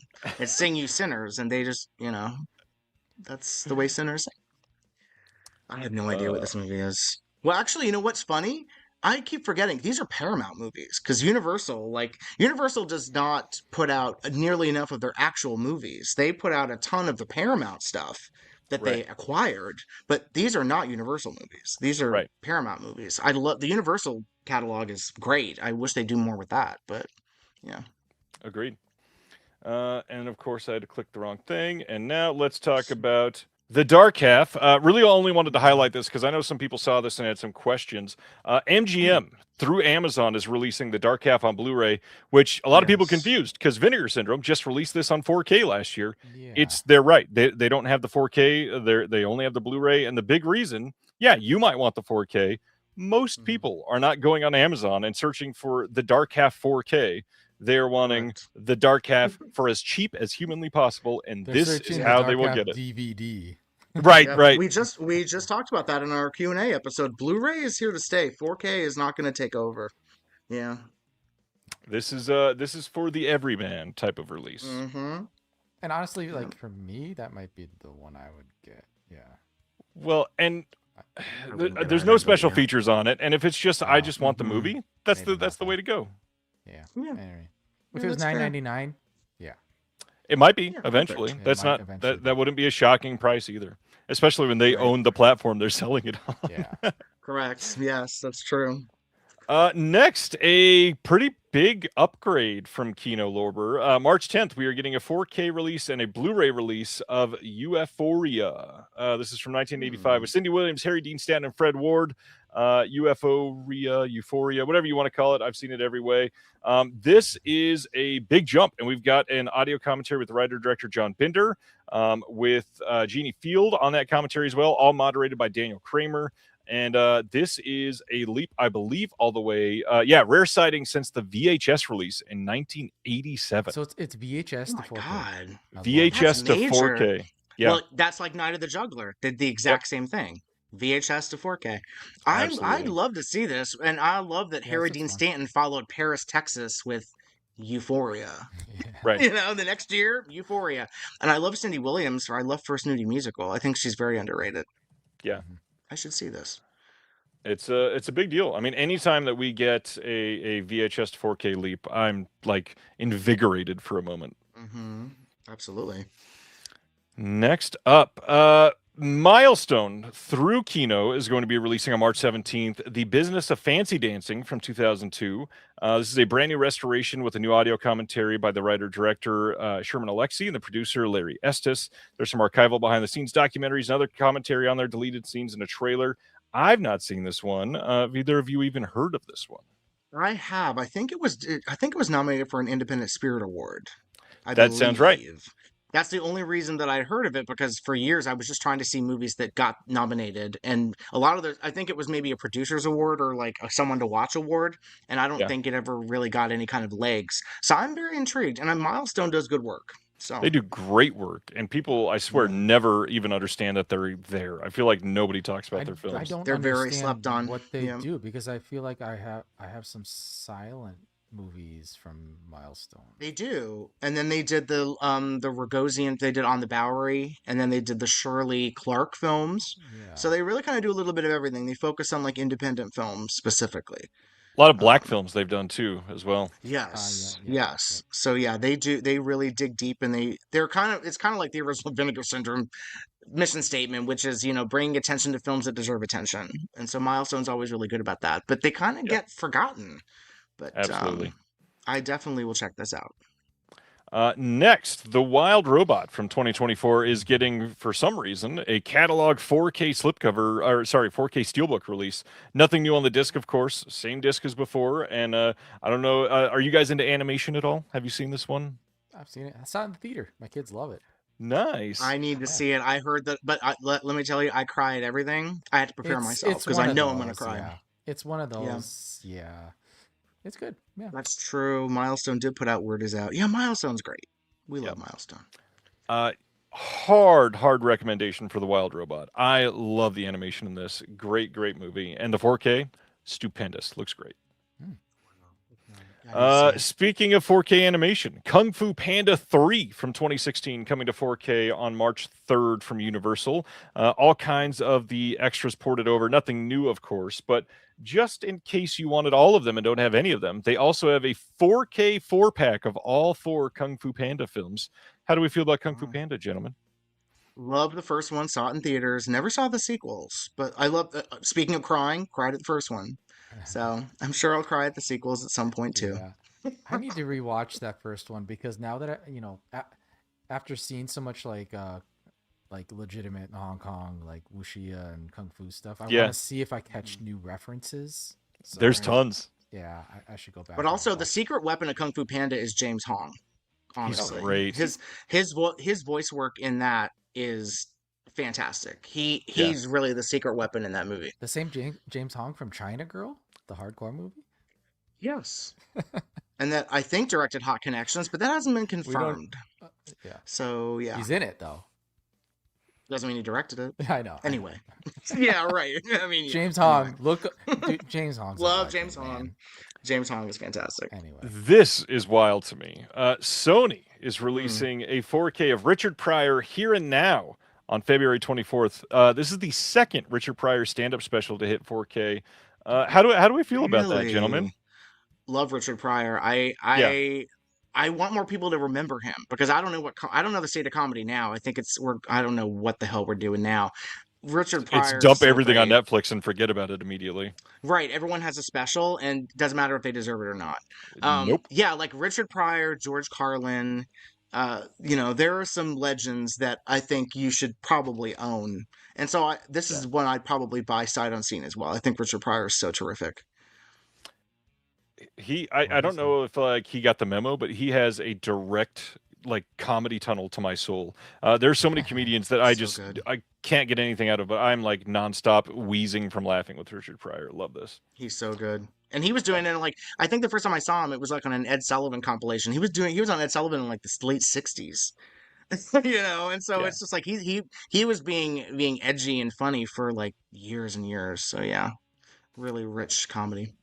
Absolutely. All right, next up, this is an interesting choice. January 27th, we're getting a 4K of "Marry Me" from 2022, the J-Lo and Owen Wilson fan film. Owen Wilson film. How do we feel about this, Gentry? What is this? Cat and Bastion? It is a romantic comedy, supposedly, and that is an advertisement behind them. Poorly photoshopped advertisement behind them. Look how bad the halo artifacting is around. Let me zoom in. Yeah. The hair on Owen Wilson, it is so. I don't even believe that they were in this shot together because I think this is photo. They're not in the same shot together, are they? Yeah. Who would be in the same shot with her anyway? I mean, he's in the movie. She's terrible. She's terrible. Yeah, but it's one of those. I keep thinking it's a situation like Orson Welles and Peter Sellers in Casino Royale, where it's like I will be in this movie. Not at the same time. I think the only good J-Lo movie is Out of Sight, and maybe The Cell. I think yeah. No comment. That's probably true. Couch says actually Made in Manhattan, guilty pleasure. I have a guilty pleasure of Made in Manhattan. Yeah. Understandable. Chris says she literally had to pay the character to be with her in that movie. That tracks because doesn't she do that in real life too? I mean, it would not surprise me. Yes, someone mentioned Arrested Development. Exactly. That is hilarious. Yes. That's her standard line. If anyone asks maybe on Arrested Development, you're kind of young. Marry me. Love it. Yep. Yes. Here's a cool thing. The 3D Film Archive put up a Kickstarter to raise some funds for 3D Rarities Volume 3. These discs are always really great. They bring a lot of stuff that will literally not get any restoration work from anyone else. They are doing some Bolex stereo movies here. And the crazy thing, they hit their goal within like 26 hours. And so now it's just raising funds for all these stretch goals. Some serious amazing film fans. Huge 3D film fans. Yeah. But they do such great work. Company that works with Kino Lorber. It is, yeah. Yeah, they put out some 3D nudie cuties. Yep, they put out those. They did Buona Man recently. Yeah. No, they do such good work, and so that does not surprise me. I didn't know this was around, or I would have donated too, because they're really doing the Lord's work, and also it's for a very limited audience. They don't manufacture 3D TVs anymore. I am trying to find one affordably so that I can watch my 3D Blu-rays. I think they said in the notes that you don't need anything extra. You don't. You can watch this flat on any TV, and you can watch this with the red and blue glasses if you want to watch that way, or you can watch with the active glasses as well. I gotta say, it's not the same. The shutter glasses are so much better than the red and blue. They are. They really are. Love the shutter glasses. Yeah, like what did I watch in 3D? And I was just like, I'll never go back. Oh, Dial M for Murder. I was like, I'll never go back. I can't do the red and blue. I have to do the shutter glasses. Yeah. So they already hit their goal of 15,000, but you can still donate, and they're adding in restoration work for all kinds of things, including some shorts. They're doing Viewmaster reels in 3D on the disc that you can check out. They are working on all kinds of stuff. There's going to be contributions from Hilary Hess on the disc. There's going to be a new restoration of the first 3D comic book. And that alone is super cool. There's gonna be other lost treasures to be include never before seen historically significant footage from an unfinished 1953 3D feature film, and lots of other stuff. This won't be coming out until summer of 2027. This is genuinely feeding the actual archive work on this. So if you want to feel good about something, this might be one to look into. Absolutely. And it's Bob Furmanek, right? He's the guy. Yeah, Bob Furmanek is definitely one of them. Love Bob Furmanek. Yep. I have looked at the stretch goals. Gentry, did you pull it up or want to shout No, something out? no. I was just curious if, like, when you contribute, are you getting films? Or are you just contributing to their restoration work? No, they You're getting are copies. they are literally licensing other things to put on the disc. If you are fundraising, you Oh, will get that's access to more and more stuff. Interesting. That's Okay. major. Okay. Yeah. That's And I think, major. in fact, I not confirmed. I believe they've already hit the first one. Like they've already, people love love it. 3D, Okay. literally. Yeah, they do. Yeah. Oh, so I can still donate and keep Oh yeah, contributing to this yeah, project. and it's still like another 3 weeks Enough of said. fundraising. Okay. Yeah. Okay. Okay. I need to do that. Okay. Yeah. Okay. So I have two fundraisers: your fundraiser and the Kickstarter. I need to Chris contribute to. Yanko agrees with you. Says Active Shutter 3D such a game changer, especially for a nearsighted ass glasses wearer like me. Yeah, it's just not. It's just it is a total game changer. It really is just absolutely wild. Yeah. I agree. March 3rd, AMC is releasing Talamasca, The Secret Order Season 1. And when I posted this announcement, this was the first time I'd ever heard of this show in my life. We sell it to airlines. We have bookings, but yeah, no. Yeah. Interesting. Must be Yeah, doing semi people well like it. then. The Anne Rice universe, they're really invested in that Anne Rice universe, which whatever. That's true. Yeah.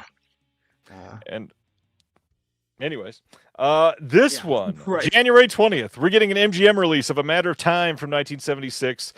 This is the Liza Minnelli and Ingrid Bergman film. And if I remember right, I don't think, and I'm going to check before I say this fully out loud, I don't think this had any Blu-ray release in the US before this. Yeah, this is the first release of this film. Yeah, I don't believe so. And it's the only time Liza was directed as an adult by her father, right, Vincent Minnelli. So it's kind of a big deal. It's fine. It's the first Blu-ray release anywhere in the world, by the way. Oh, that's pretty great. Okay. Yeah. It's fine. So I don't want to applaud Amazon/MGM too much, but that's kind of a big deal. It's nice. I mean, it's also nice that they're still taking care. Anytime that they're actually putting out stuff on their own instead of waiting for companies to like sub-license from them, it gives me a little. It's a little warming in the heart. Like, okay, they actually care about some of their stuff. Like, they understand that the market is there and that they're restoring, stuff in their library. That is true, and it must mean something to somebody because MGM and Amazon did not need the money to put this out. Believe me. No. All right, Vinegar Syndrome, as part of their VSL line, they have put out 1954's The Snow Creature. The Snow Creature. This came at a critical point in the atomic age of the 1950s as it represents a reworking of the older King Kong story and into an entirely different new piece of lore, exploiting the increasing interest in the abominable snowman. This is directed by W. Lee Wilder and the brother of Billy Wilder. This is going to be a Region A locked film. It's going to be scanned and restored in 4K from the 35mm fine grain master. Commentary with Jonathan Rigby and Kevin Lyons. Lyons is the name.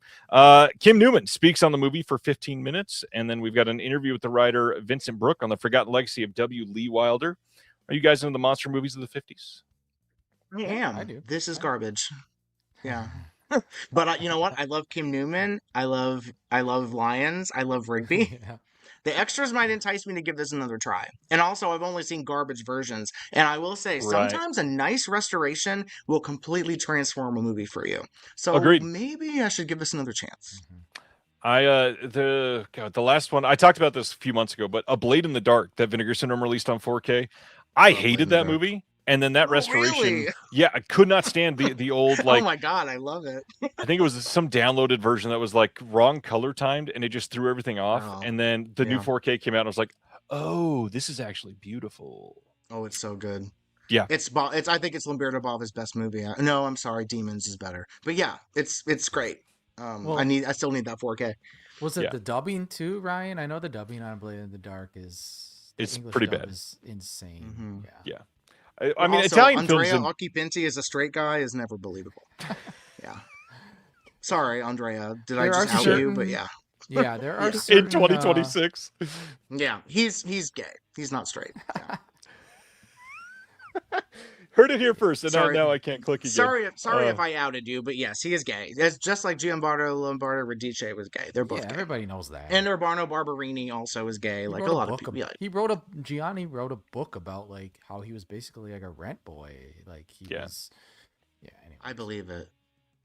MGM, we're talking about them a lot right now. They, on January 20th, are also releasing Dillinger. Now, if you've never seen the movie, but you recognize the title, that's because Arrow released this 10 years ago now. And they're putting it back out without most of the special features that were on that disc. But this is a genuinely very good movie. Have either of you seen Dillinger? Love Dillinger, have the Arrow release. This was a surprise because I also love the 45 one with Lawrence Tierney, but this one is really good too. So I would tell you to go get the Arrow version, honestly, if you can. But if you want a budget version with no extras, absolutely worth buying. Love the movie. Not to mention, I would imagine they're going to be using the same scan of the Arrow version. So if you don't care about the, like going to eBay for it, this will probably be $20 and look as good as the Arrow version. That is something about MGM because I work with MGM on the regular. The people I work with are great. The company a little iffy, but yeah, the restorations that are done for other companies, MGM gets those. So if they're going to re-release something under their company, it's going to be the exact same transfer.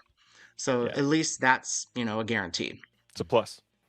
Yeah. Bayview Entertainment is releasing a couple of films from Asia over the last 5 years or so. We've got My People, My Homeland from them on January 20th. This is an anthology consisting of 5 stories, and it's a sequel to the film My People, My Country. And then they're also doing Hang In There, Kids from 2016. This is supposed to be pretty good too. Both of these very high ratings. This one also won Best New Performer, Best Original Screenplay, Best Original Song. It was nominated or thrown into the nominations of the Best Foreign Language Film for Taiwan for that year. Oh, okay. I'm very intrigued. I've never heard of either of them, but I like seeing what's going on in international cinema. Because it's always, and there's so much stuff that's going on in international cinema that maybe doesn't get the award's attention. So I feel like, there's a lot of stuff bubbling under the surface. So I'd check both of these out. I would certainly love to see them. Now, paying $23 for a BDR, probably not for me. No. February 10th, Cohen Media Group is putting out a Blu-ray via Kino Lorber distribution of My Neighbor Adolf from 2022. This is the last starring role of Udo Kier.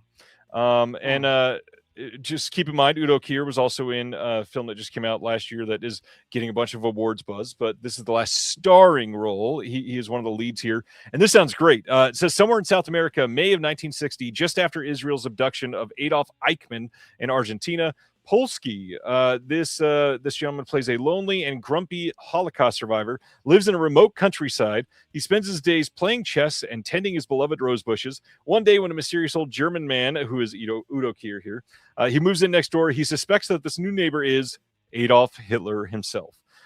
Since nobody believes him, he embarks on an investigation to prove it, but in order to gather evidence, he will need to be closer to the neighbor than he would like, so close that the two of them could almost become friends.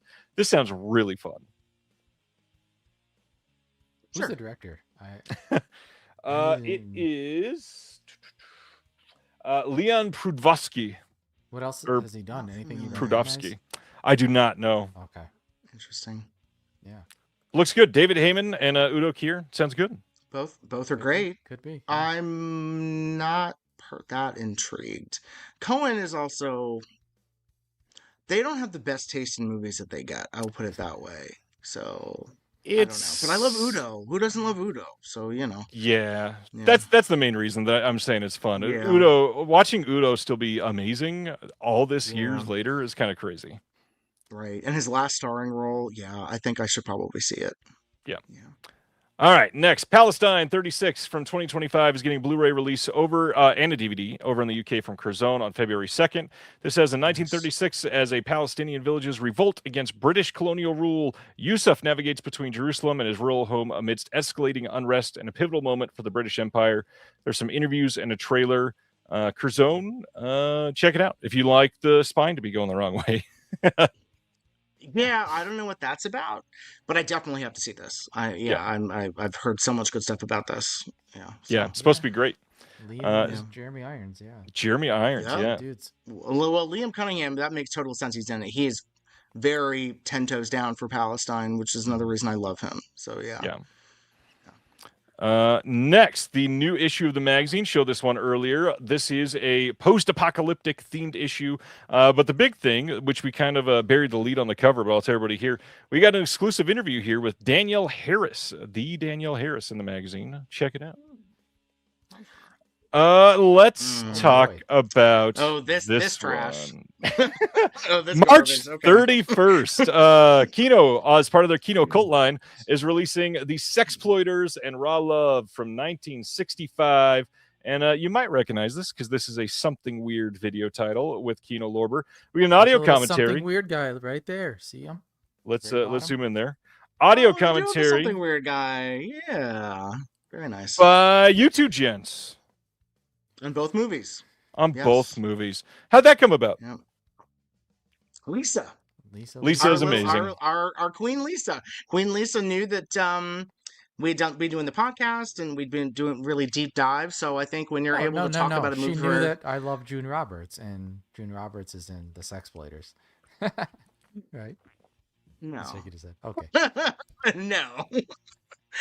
Well, then what is my reason for doing it? Because I love She Should Arlene, and She's Arlene in that. But yeah, I mean, and it's also interesting because they're two completely different movies. One is in New York, Nudie Cutie, in '65. Raw Love is actually, I think we discussed it in the commentary. It's been assigned the year of 1965. I don't think it was 1965, but shot in California. So very different movies. But Raw Love has only ever existed in like an 8-minute excerpt of the end of the movie, and so we're finally getting to see the full movie, which I'm going to say does not disappoint. It actually, it's you know, it's not like The Smut Peddler, which was terrible when we saw the reels that existed. I think Raw Love is you know, it's very sleazy and fun. Yeah, it delivers on its tease. It's not one of those sexploitation films that's teasing something it doesn't give you. Yeah, right. I mean, we can we talk about the Mark Murray, Casey?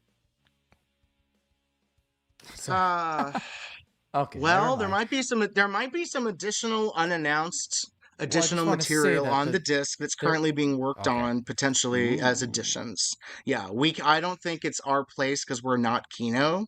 Right. But I will say that there's potentially additional stuff that will show up on this. Yeah. Interesting. Which is crazy because this movie, was lost. Nobody had anybody seen it really? Not really. Which one? Raw Love? Raw Love, yeah. And now we're getting. We only had the 8-minute thing. Right. Yeah. So that was it. Yeah. And Sexploiters has been out before, and there's actually, that's the exciting thing. So Chuck Smith, C. Davis Smith, who photographed some of it, did a commentary for another previous DVD release. So it's a major coup that they were able to get that because he has so many good stories about, you know, working in New York City sexploitation, and we didn't really repeat any of the stuff that he said on his commentary because there's a lot more stuff to say that he didn't even talk about. Right. So there is very little overlap. So you'll learn from both commentaries many different things. This isn't a case of like two film critics doing two commentaries, which you see on discs a lot. This is like his commentary. The Michael Bowen is basically like sitting down in Chuck Smith's house, and they recorded this commentary, and it's incredible. I said this, I think, on a podcast too. Like our friend Alex DeSanto, you know, when early on when we were talking, he was like, "Hey, seek this commentary out. It's like a learning tree, type of commentary." So yeah, I'm really excited that they got that on there. And then you listen to ours. Ours is, you know, the entertaining. Right. I mean, it's entertaining and also informative, but ours also does discuss it does reveal that John Cassavetes did see the Sexploiters. Yeah. And had a reaction that we will discuss on the commentary. Yes. Yeah. So if you want to know what John Cassavetes thought of the Sexploiters, listen to the commentary. Yeah. But no, I'm excited. I love this presentation. You know, you never know what it's going to look like. I think this looks great. And I didn't even know it was going to be Kino Cult, and it's very cool. Well, I love that I spilled the beans early. You guys are like, wait, what's going on? I didn't know this was getting announced. It's cool that you guys are on there too. But the other thing we haven't said, C. Courtney Joyner is doing an intro for Raw Love. Yeah. And then curious to see what that's about. You talked about C. Davis Smith, but Michael Bowen, also a big name on that commentary with C. Davis Smith. Basically, Lisa was well, we're going to have Michael Bowen on the commentary. We finally scheduled it. So Lisa was number one on our podcast. Yeah, so he's going to be on the podcast. Lisa was number one. For me, Bowen was number two because he's a Sarno guy, a Wishman guy, a New York Sexploitation guy. So yeah, it's good he's on this release because that commentary is perfection. Yeah, and this looks better than everything that's come before. So there was much another better. Blu-ray that came out from another company before. Yes. It doesn't even look like Blu-ray. It doesn't even look like this is 5 minutes longer. This is 5 minutes longer than any previous version. On the Sexploiters too? On the Sexploiters, it's 5 minutes longer. And Raw Love is the full length version. So yeah, both of them are. You're finally getting the complete version of both movies. Yeah. That's wild. Interesting. Yeah. I didn't realize it was longer. Is that in there? 5 minutes longer. I think we noted on the commentary, but I don't even know if Kino knew. But we mentioned it because we timed the previous releases, and it was like, wait, this is 5 minutes longer. Right. I don't know what it is, but it's 5 minutes longer, guys. Yeah. So there could be more Gigi Darlene nudity, which is always worth it. Yeah. Cool. Let me also just let me say that we put together like notes for our commentary, whatever, a Google sheet. And when this comes out, I think it's March 31st, we'll probably put those up for our patrons on our Patreon. Nice. So there's a ton of stuff in there. Casey went through and listed the entire distribution history for both of these movies through distribution in the United States. So you can literally like read his notes and see where this played, month after month, year after year. Yeah. So check out our Patreon. We got some cool stuff on there. Yeah. Cheap. $3. And it's $3. Right. Yeah. And I will say, as somebody that proudly signed up the day you posted it, you guys, like the journals and everything that you post are great, companions to the episodes. Alex, yeah. Incredible Patreon to sign up for. Thank you. Yeah, we that was one that was like, I guess we can share this because a lot of the stuff that we include in there, like for example, like we do rundowns of the cast and crew, and I'm always careful to not include links to like necessarily go to people's personal Facebooks or something because I don't want people to be bothered if they don't. But it's if there's a photo of what they look like now, I'll include that. But yeah. All right. So yeah, check out the Sexploiters, especially if you like the Sin Syndicate, gents.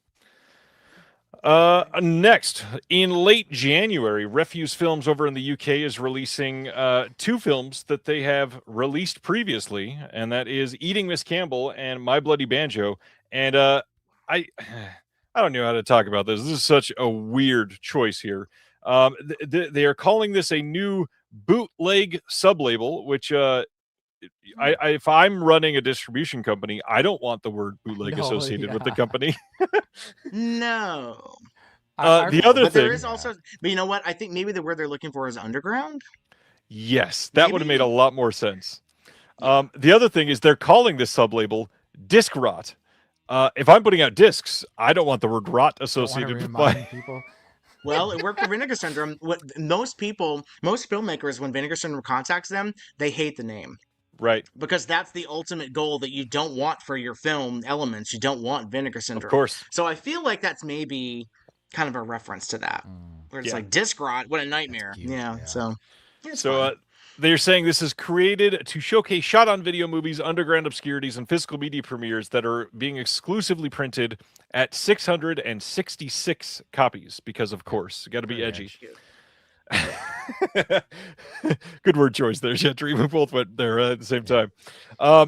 I don't know. I mean, the guy that runs Refuse Films, he directed both of these films, so I understand wanting to keep them out there and all that. But they're BDRs too. Did you mention? Right, they're BDRs.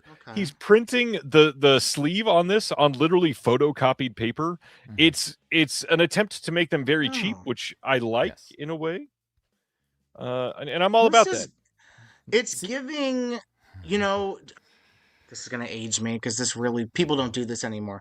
There's ads in like the back of like Fangoria and Shock Cinema and Psychotronic where people would just like sell their VHS copy of something with like a badly printed VH like thing in like a clamshell. Yeah. It's giving that, and I Yeah. like that sense of nostalgia. Whether I would like the movies or not, but I like that it is harkening back to like this is something that someone's making that's homemade, and you're Yep. getting it directly from the filmmaker. It is very like shot on video, 80s, 90s, Yep. and I admire that for sure. Yeah, and- go ahead. no, you go first. It's fine. Well, so we have a friend of the pod. His name's Klon. He sent me this because we had talked about on our podcast about getting these sexploitation movies out in very budget versions, cheap, under $20. And he was like, "Hey, they're kind of doing something like that." And I was like, "Yeah, but I don't, like you said, the bootleg, the BDR." I don't love that idea, but I do like the concept of like of getting stuff out under $20. Just print of a one-sided sheet, put a disc in there, maybe put a commentary on there, and that's it. Get it out the door. Like, I like this. I like the pricing, but yeah, I don't know. But you know who was also doing? I mean, Warner Archive was doing this. They were releasing stuff on DVD-R, and some of those had commentaries on them. So it's not out of the realm. Major studios have been doing it. Yeah, I mean, I was gonna say Fox did it, Universal did it. Kino Lorber kind of does it as well. Like they have, I mean, not the BDR part of it, not the BDR part, but you can get like on their sale a $9.99, like straight up, like just it's a one-sided sheet. It's like a disc in there, and you might get a commentary on there. So. Capri Show World? Yes, it does. That's a deep cut. I'm very impressed. Does Capri Show what? Yeah. Capri Show World says... The new bootleg stuff sounds a bit like the Titus Moody classic stuff. Yeah. Yes, it does.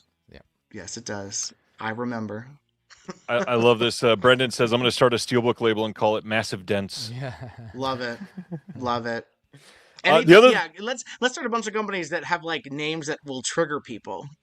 That will just trigger people's fight or flight response. Like, oh my god, am I punching someone in the face? Right.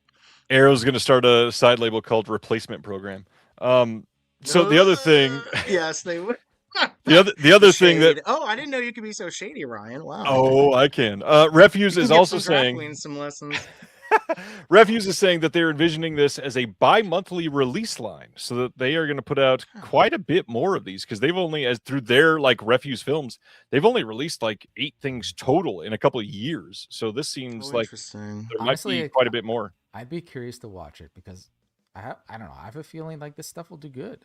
It's like I think it'll sell well. I like the attitude behind it. Is the best way I can sum that up. I do too. That's kind of what it is. I like the DIY aspect of it. I'm all about the punk side. I also really love Radiance films. And April 20th in the UK, April 21st in the US, they are releasing Confessions of a Police Captain from 1971. Yes. This is the Damiano Damiani film, and this is going to have an interview with Franco Nero that is brand Franco new. Like, good Lord. Really? I love that this man is still willing to talk about his films. I do too. I love him. He was in a really good Christmas Hallmark movie called Christmas in Rome, and I almost lost my mind. I was like, what is Franco Nero doing in this with Lacey Chabert? Dude, he's in a lot of stuff still. Like, I'm always happy to see him. And he's probably the hottest Eurocult guy. Yeah. Franco Nero, hands down. So yeah, I'm excited to see this. And we need more Damiani anyway. I feel like he's way underrated. Oh, people that know, they know. Like Damiani's. But I want people who don't know to know. Right. You know, I need more people to be talking about him. Yeah, you don't hear him in the same breath as other bigger, or other names. I'm totally blanking. Who put out the box set of the Damiani stuff last year? That is Radiance, I believe, as well. Yeah, there's Radiance. Oh, well, there you go. Oh yeah, because my old letterbox friend Wes, or he goes by Screening Notes. He's like this OG letterbox guy.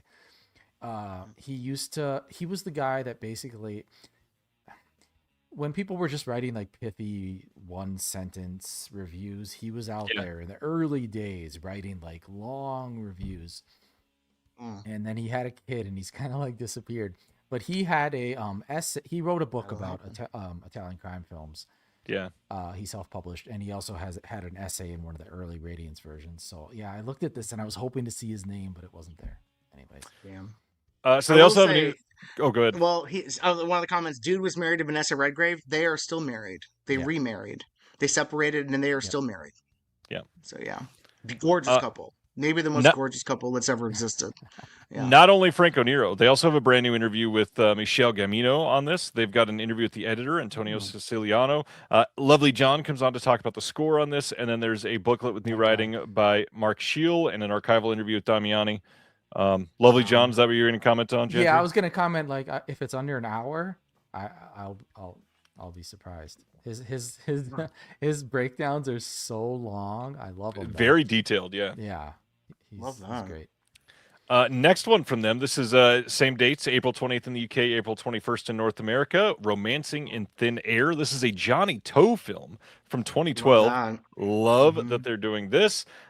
This looks great. They've got a new interview with the screenwriter Riker Chan, new audio commentary by Dylan Chung, a new visual essay on Johnny Toe's romantic melodramas by Sean Gilman, an extended behind-the-scenes footage, making a featurette, new subs that were translated for this, and then a booklet with new writing by Jake Cole.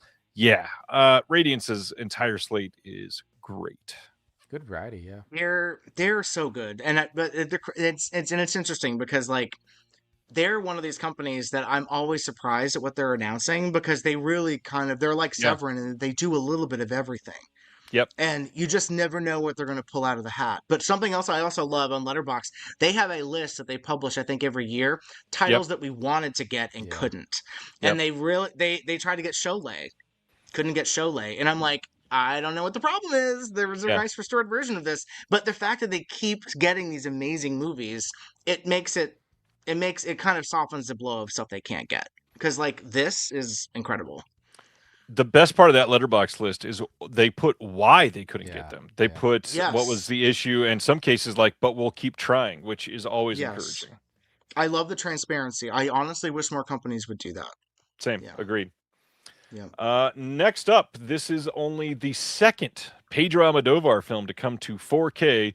We are getting Matador on 4K and Blu-ray dual format over in the UK only on April 20th. This is from 1986 and starring Antonio Banderas. We've got an interview with the Almodovar expert Jose Arroyo that's brand new. We've got an episode on Almodovar's cinema from Jonathan Ross Presents for 1 week only. There is some other interviews with that. That thing is an hour long almost. There's also a booklet on this with new writing by Guy Lodge and an archival interview with Almodovar. How do you guys feel about Almodovar? Fucking love Almodovar. Unfortunately, in the States, most of it is held by Sony Pictures Classics. So you're probably not going to get something like this. You're not going to get something with this kind of love and attention from Sony. No shade, Sony, but that's why you kind of have to go Region B or other regions for Almodovar for releases like this.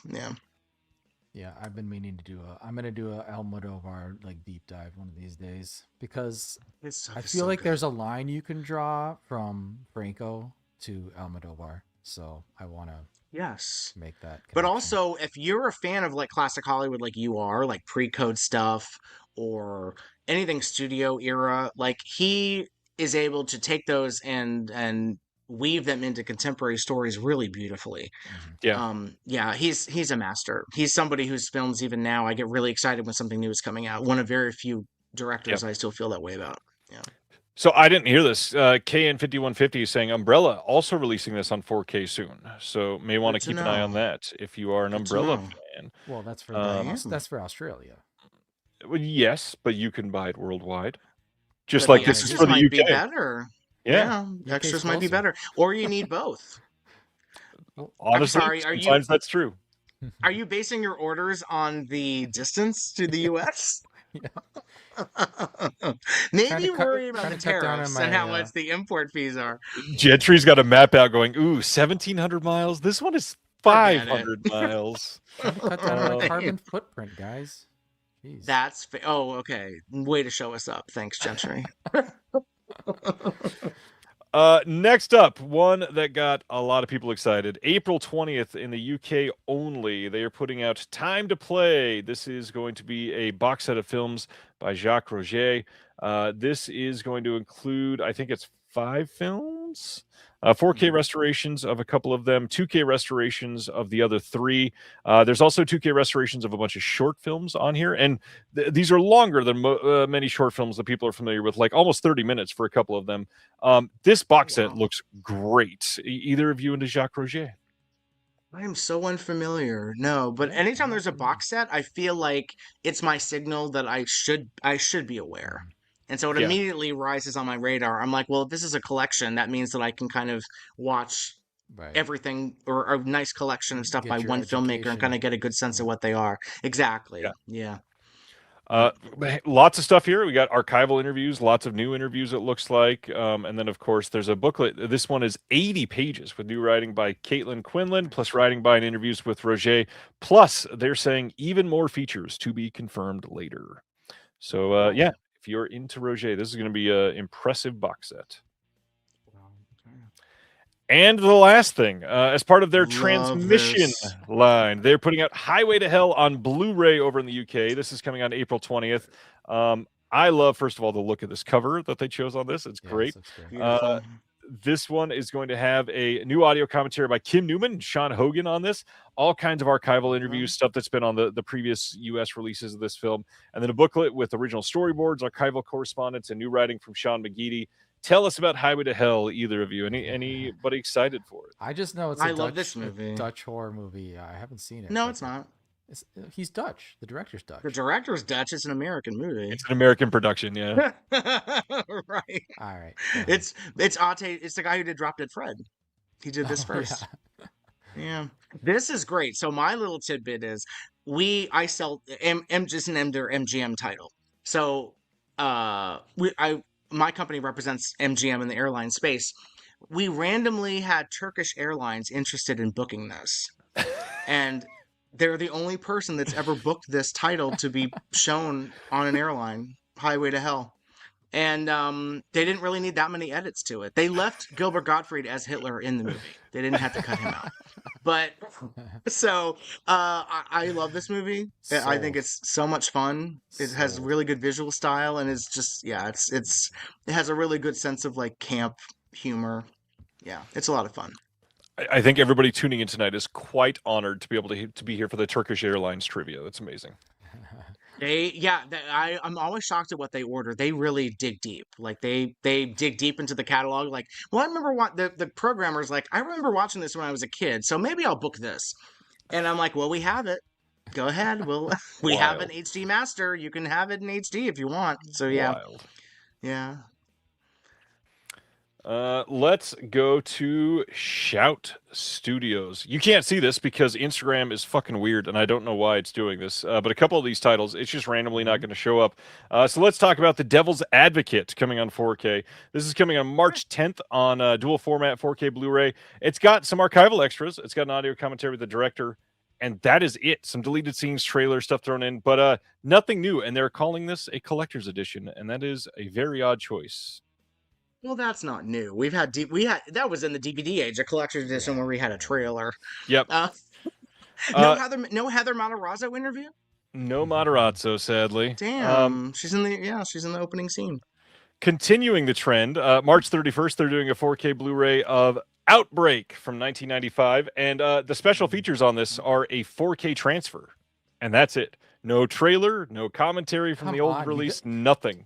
See, here's where they should have gotten some what do you call it, like a virologist, someone to talk about that era, because this is like, people don't remember, this was Ebola era. This is when Ebola was happening in Zaire. Everybody was talking about Ebola, and they made all these movies where monkeys were there was like viruses happening everywhere, and usually it was like involving monkeys. And The Hot Zone was that book sold like trillions of copies. Oh, I remember that book. Yeah. So they should have had somebody to like contextualize it a bit. But anyway, 100%. That's my rant. But I also think post-COVID, it's a very strange choice. It's a perfect choice. Kinda. I mean, it'll be easily Googleable. We'll say that. That's true. It's not Contagion, where we get to see Gwyneth Paltrow die, which is great. Which literally was released on 4K during the pandemic, by the way. Yeah. There's something kind of iconic about that, but I prefer Contagion to Outbreak, honestly. Oh, Yeah. it's definitely the better movie. Did It's somebody definitely correct the me in better the chat yet? Is virologist the right word for like someone who studies viruses? I think or so. not? 100%, Yeah, I yeah. think so. Oh, okay. All right, good. Yeah. Thanks. March so. 24th, they're putting out a 4K of Hail Caesar, one of the Coen Brothers films. This one's from 2016. No new extras on this. There are some archival things being thrown in, but I'm always glad to see more Coen films getting the 4K. Sure. Was this the last one they did together? I'm trying to remember. Because now they don't do anything together anymore. I feel like there was one more maybe after this. I can't think of what it was. Because now one of them is doing movies that aren't that great. Yeah. I don't know what's the together. consensus on this in the Coen rankings. I wonder. For most I people, remember it very well. I remember seeing it, but I don't know where I'd put it. Most people say it's in the lower third. Lower third. Yeah. Okay. Yeah. I did not see it because I heard it wasn't great. There's a lot of diehard fans of it, and supposedly, like, if you love theater, you like this a lot more than most people. But it's that one. Okay. I'm not a theater kid, so I definitely wouldn't. Yeah. All right. Next up, the Swordsman trilogy is coming as the next of the Hong Kong Cinema Classics line. Now, this is where this release gets a little fucking weird. So they released the first one on 4K and all three on Blu-ray. The second film is kind of the consensus choice for the best film of this trilogy, and that's not getting the 4K. And it also is hardly getting any extras. The first film is getting a shitload of extras. Yeah, I saw that.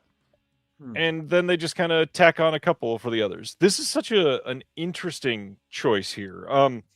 Any thoughts on this or any of the Hong Kong Cinema Classics line? Channel. You can watch these on Criterion right now if you wanted to. So yes, they made that deal. Well, and that another company that we work with in the airline space, Shout Factory, we actually represent all of these movies for airlines, but nobody's booked them yet.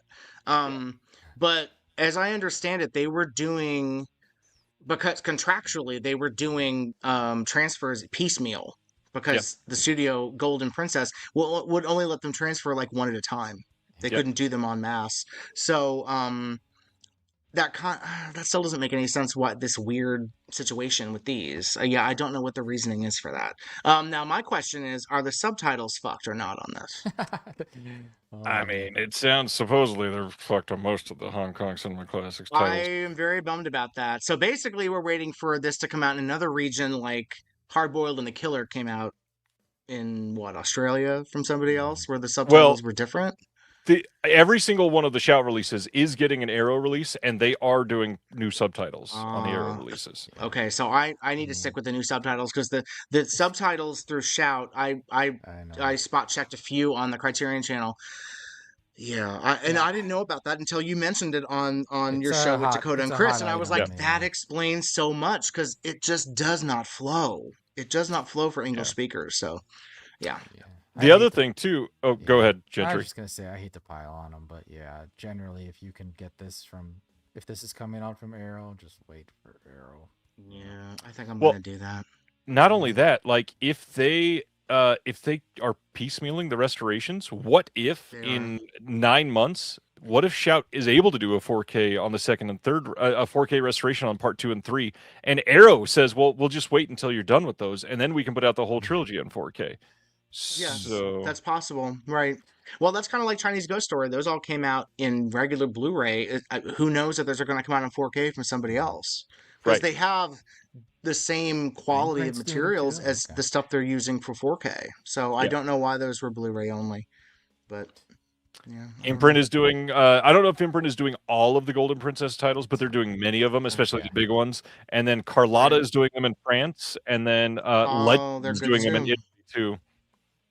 Oh, so. Golden Princess is really going hard after being very difficult to deal with. They're really spreading the love, aren't they? Well, that's all Shout getting paid. That's sub-licensing. Like rushing though. I feel like Shout's but it's also very Celestial. Celestial was that way with the Shaw stuff, and now apparently they're licensing to anybody that has the money, which is good, because then you don't have one company dealing with all of them. But well, and they're putting a bunch of stuff on their YouTube channel too.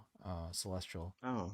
like stuff that Nice. that nobody really kind of wants to license, like a lot of the opera movies. I love them. Yeah. But they're Oh, putting those up interesting. on YouTube with subtitle. A lot of them with English subtitles, not the ones Has done by anyone Shout. has By anyone Shout. is Yeah. anyone doing Bamboo House of Dolls yet? I don't think so. I'm dying for that movie. I really love that movie. The best use of it, stolen Ennio Morricone musical cue at the beginning of the movie. That It's happens a great. lot. Yeah. That's a hell of a Yes, I claim to love it. fame. It's great. It's really good. I like Bamboo House of Dolls. Yeah, but what do I know? Yeah. Check it out. 4K Steelbook is coming of Piranha, the classic. I And yes, hate this has that. already been out on 4K already. So Shout is just re-releasing this as a 4K Steelbook. This is coming on March 3rd. Not exclusive. You can pick it up anywhere. Great movie, obviously. Yeah. Most of us have Mhm. already bought it on at least 3 different formats. What is this cover? Yeah. Who the fuck is that Well, supposed to be? just wait. It gets a lot worse. This is the best Steelbook cover this month from Shout. Oh shit! What the fuck is going on Let's here? see 'em. I hate that. You can't see this one. This is The Last Voyage of the Demeter, Oh. and this one that you We're can't being see is saved. RoboCop 2. No, tho- this is accurate. This works because that movie was so dark you can't see anything. So perfect. These are both being released widely. You can pick them up on March 17th. But this, look at how bad this Oh, Steelbook yeah, is. yeah. Little Nicky getting a Blu-ray Steelbook on March 31st, and that How do you is what not they have- went with. How do you not put Adam Sandler on the cover? Because of they the don't Adam have- Sandler movie. They don't have the rights to his likeness. What? Are you Yeah. serious? Is that really the case? I mean, Oh, that's absolutely. insane. That's insane. Hilarious. But honestly, is anyone begging for this? It's one of his worst movies, It is. But do you remember when this and came that's out? saying a lot for an You Adam remember, Sandler movie. I Casey, do. when this came out? I It was working at huge. Blockbuster when this came out. I was Yeah. begging people to not rent it, and they didn't listen to me. And then they came back and said, "I should have listened to you." Yeah, no shit. You should have rented something else. Yeah, Casey right. doesn't know this, but we're actually closer in age than he thinks. I think you're in your 30s. I'm 42. All right, what's the next pick? You don't want to talk about Little Nicky for 10 more minutes? I'm gonna say you're 33. Yeah. You're a decade younger than me. I'll put it that way. The weirdest thing about this to me is this was already released by them on Blu-ray, and they're re-releasing this as this ugly-ass Steelbook. Anyways, next up. Yikes. Well, you know what? Steelbooks, I don't know. Collectors love a steelbook. Yeah. Some do. A lot of them I don't care. very tired of it. Yeah, I don't care either way. Yeah. Speaking of Steelbooks, March 17th, Amazon exclusive 4K Steelbook from Shout and G-Kids of The Boy and the Beast from 2015. This is the last of the Mamoru Hosoda films, I believe, that G-Kids had not released. So this is nice to see this come out. His movies You are can pick good. that up. I Yeah. like them. Yeah. I've seen most I of haven't seen them. it. Yeah. And if you don't want the Steelbook, they got it on Blu-ray, all the same features. You can get it. This will be even cheaper. Check it out. Both covers are great. Yeah, That's a tough they look choice, good. actually. Yeah. Yep. Next up, March 10th, we are getting a Blu-ray of Little Amelie or the Character of Rain. This is a brand new film from last year. Animated film, supposed to be pretty good. I've heard good things. I've wanted to see this. Me Yeah, too. love the cover on this too. Yeah. Yeah. Ben-Hur, we talked about this on the show recently. Warner Brothers continuing their pattern of giving these giant, extravagant, paper-laden deluxe collector's editions in the UK and not doing anything like this in the US. So this is coming soon. This is not dated. The funny thing here, the Steelbook and the disc, identical to the US, but everything else here is extra and will be exclusive to the UK. Any thoughts on Ben-Hur? Love Ben-Hur. Classic. Yeah. I mean, I'm a William Wyler completist. I think nobody talks about William Wyler enough. I think people talk about other directors way more. Yeah, I love Ben-Hur. It's one of the very rare like Hollywood epics that I think absolutely lives up to the hype. It's aged very well. Connect this to Sexploitation. So our friend Alex sent us this article, Ben-Hur? which was written by this film critic Arthur Knight, and he was writing about kind of the changing landscape of sex and violence in movies. And I think people forget, like, Ben-Hur was a big deal because it was very violent for a film of that time. Yes, So, absolutely. And there was even some like sexy stuff in there. So yeah, Ben-Hur. Yeah. Ben-Hur's great. Love Ben-Hur. And Wyler, yeah. Ben-Hur. Gonna look Wyler- great in 4K. Yeah. Yes. I don't And that's- understand the UK only kind of thing. I mean, come on, man. I It's a don't Hollywood either. movie. I'm not sure because they own that worldwide in perpetuity. So I'm not sure why the territorial. Well, and aspect I of feel that. like somebody in the UK just actually respects physical media that works for Warner, and they're like, you know what, we're gonna do it nice over here. That's possible. Those departments are very separated, I can tell you, Yep. because there's MGM UK, there's MGM US. Yep. They're, and I'm sure it's the same with Warner's and Universal and everybody else. Yeah. Next up, April 7th, Visual Vengeance Video is putting out Saurians from 1994. This is the Mark Polonia film, and this, Love as Mark. usual, tons of extras, so much that it fills the entire screen. They're doing everything they can to get everything out there, making of brand new interviews, commentaries. There is a bonus film. This is the Dinosaur Chronicles being thrown in on this one. As usual, you got paper extras, stickers, slipcase, posters, whatever. Visual Vengeance and Mark Polonia. Sounds like we've got at least one fan in Casey. How do we Have feel you seen about this, this? Love Casey? both of them. No, well, listen, Visual Vengeance, I go hard for Visual Vengeance. I love what they do, and I did not know that I was a fan of like shot on video, low budget shit until Visual Vengeance came along, and they put so much love and care into their releases. Yeah. And Mark Polonia, oh my God, Splatter Farm. Are you kidding? Splatter Farm is probably my favorite shot on video horror film ever. It's so depraved and great. Yeah. R.I.P. his brother.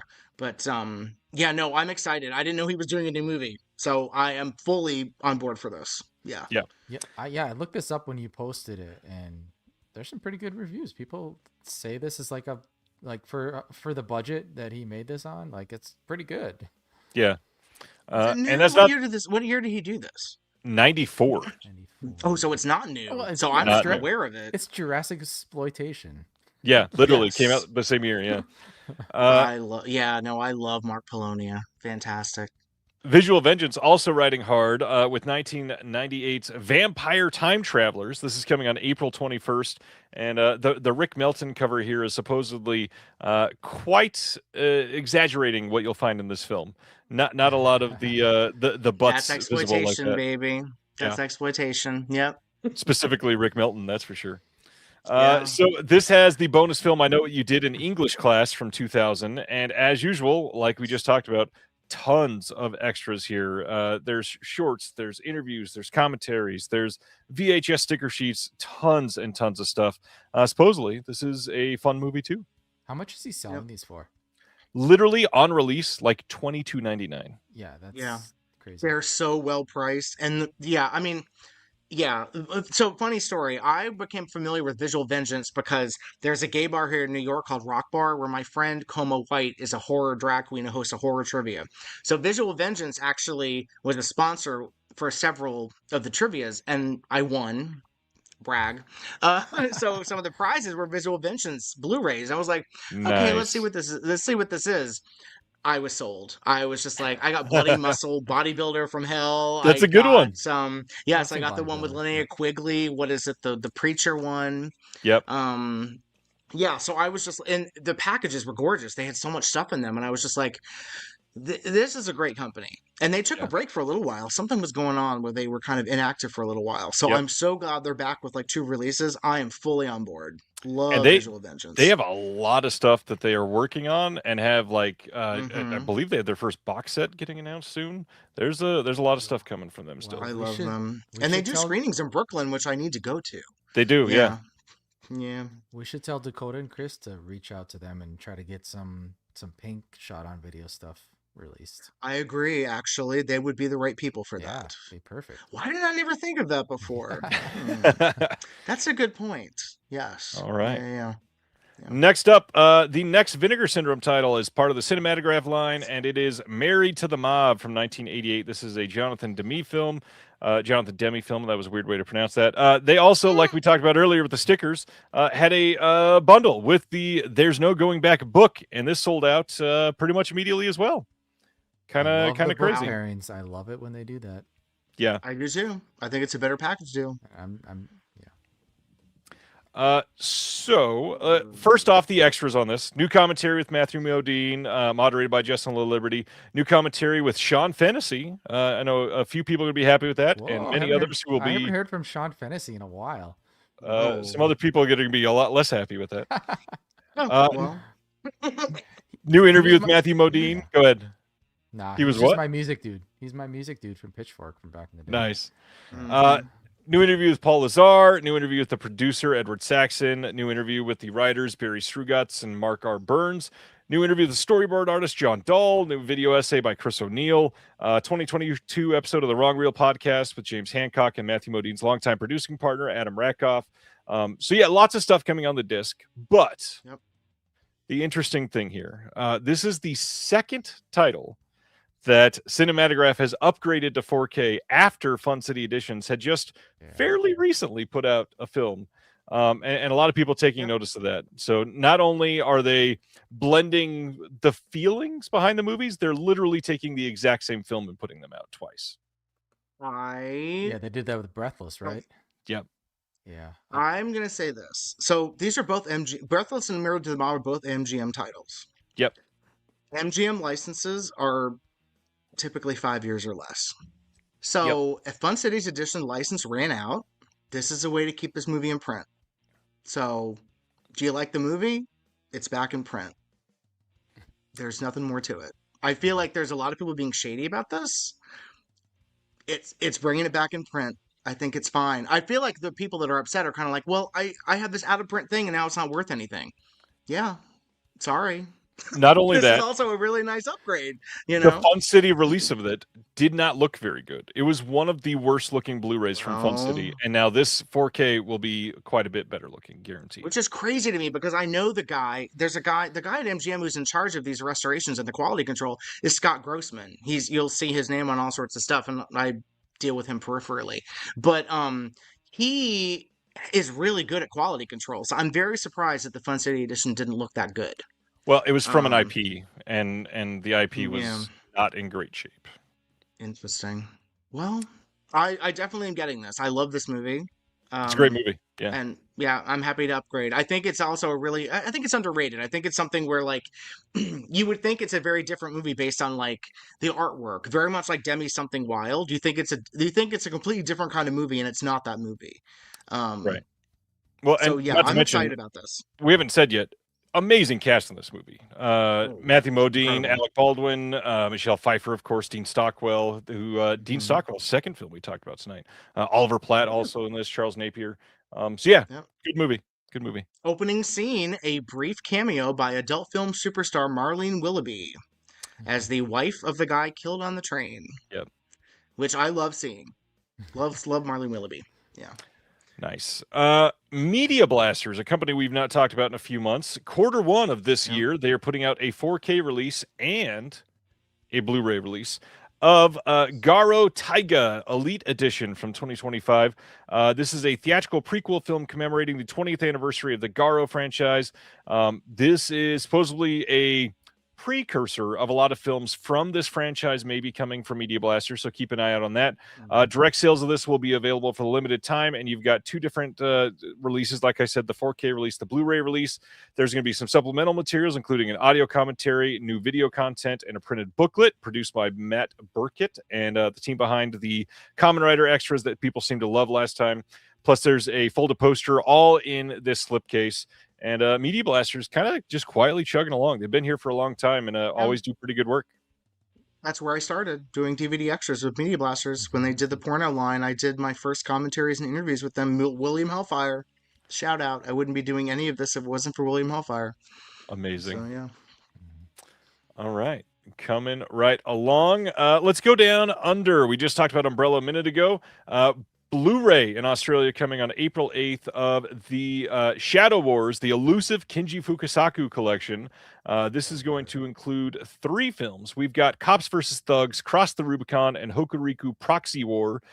2 of those have gotten releases in other territories. Cross the Rubicon has never been released by itself.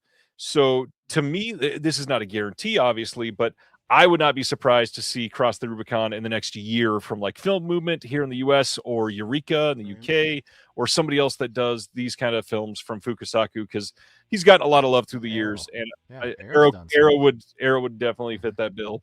But also, actually, we should throw out there when Arrow did all the Fukasaku, that was Fran Simeone that loved those, and now with him at Radiance, would not be surprised to see Radiance do it either. You're right. Yep. That through line is right there. Yep, absolutely.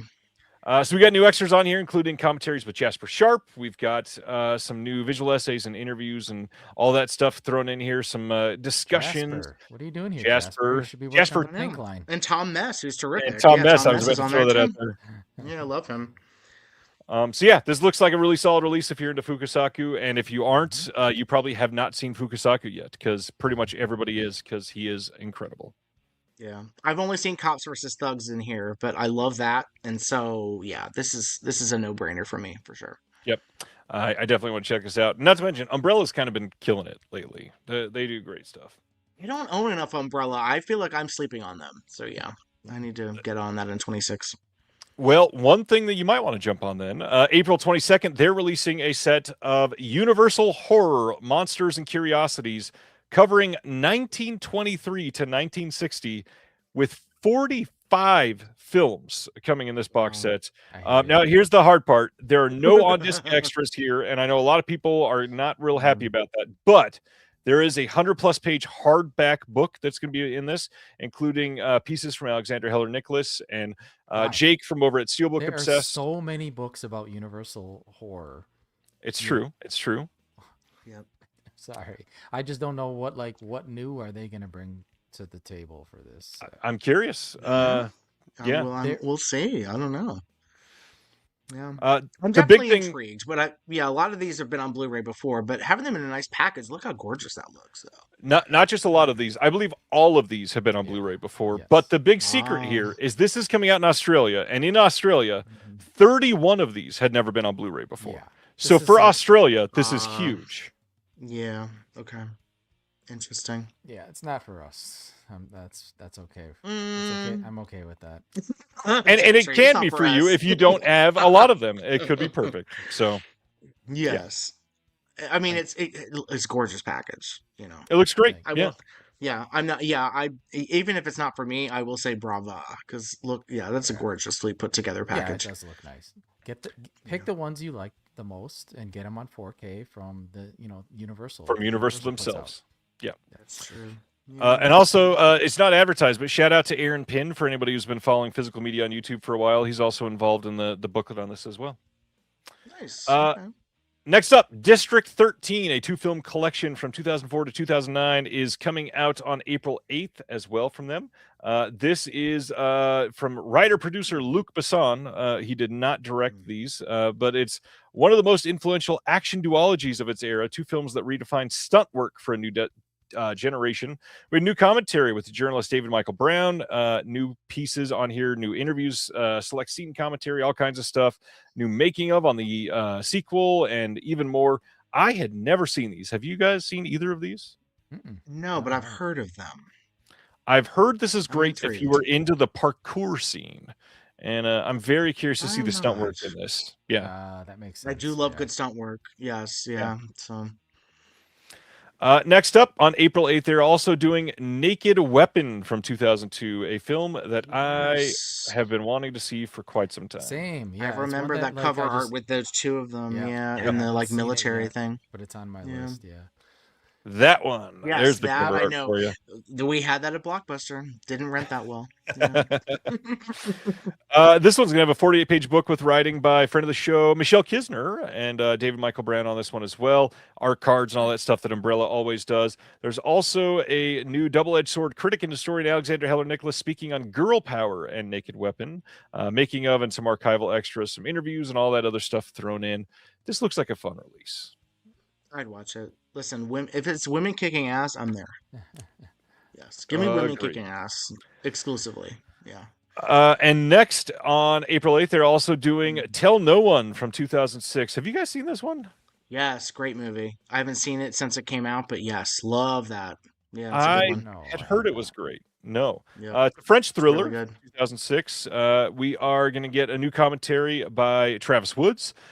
New Blake Howard speaking on reassembling Tell No One's deleted story, and then some other archival extras. Yeah, this one looks like one I definitely want to check out. It's really good. That was another one, Blockbuster. I rented it, and we had like one copy. I kept telling people to rent it, and they were like, It's very good, but I'm not surprised it's flown under the radar. But it's definitely worth seeing. For sure. Okay, so we had talked about Nami Films earlier. This is their first release. It'll be coming in 2026, and it sounds like somewhere around April, May is what they're targeting for the first release of this.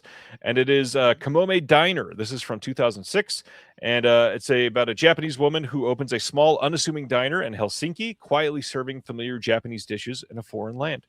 It's a beloved cult classic. This gentle and life-affirming film celebrates food, friendship, and the simple comfort of finding home far from home. And this was shot on 35 millimeter in 2006, which is rad. And this is going to be the first ever official English Blu-ray release of this. It was released in Japan with English subtitles, but this will supposedly be a little bit better. But also, that release is out of print and going for a hell of a lot of money now. So access to the film, always the most important part. Absolutely. Preach. We've been saying that for a long time. Yes, access is the most important thing. Absolutely. Next, Imprint in Australia has announced 2 Western box sets. March 25th, they're going to be the release of both of these. This first one is a Blu-ray box set of 3 Violent People, The Tin Star, Nevada Smith, The Professionals, Waterhole number 3. That's the first time Waterhole has ever been on Blu-ray, is in this box set. As usual, this will be limited to 1,500 copies, like they do on all of their limited releases. New commentaries on here. We got C. Courtney Joyner. We've got Daniel Kramer, Anthony Marr. We've got a new visual essay on Anthony Mann. Remembering Anthony Mann piece. New commentary by Lee Pfeiffer, Tony Latino, and Paul Scribo. Some other interviews and stuff like that. Lots of stuff coming on here. If you're into Westerns, this feels like a pretty fun box set. Yeah, it does. Yeah.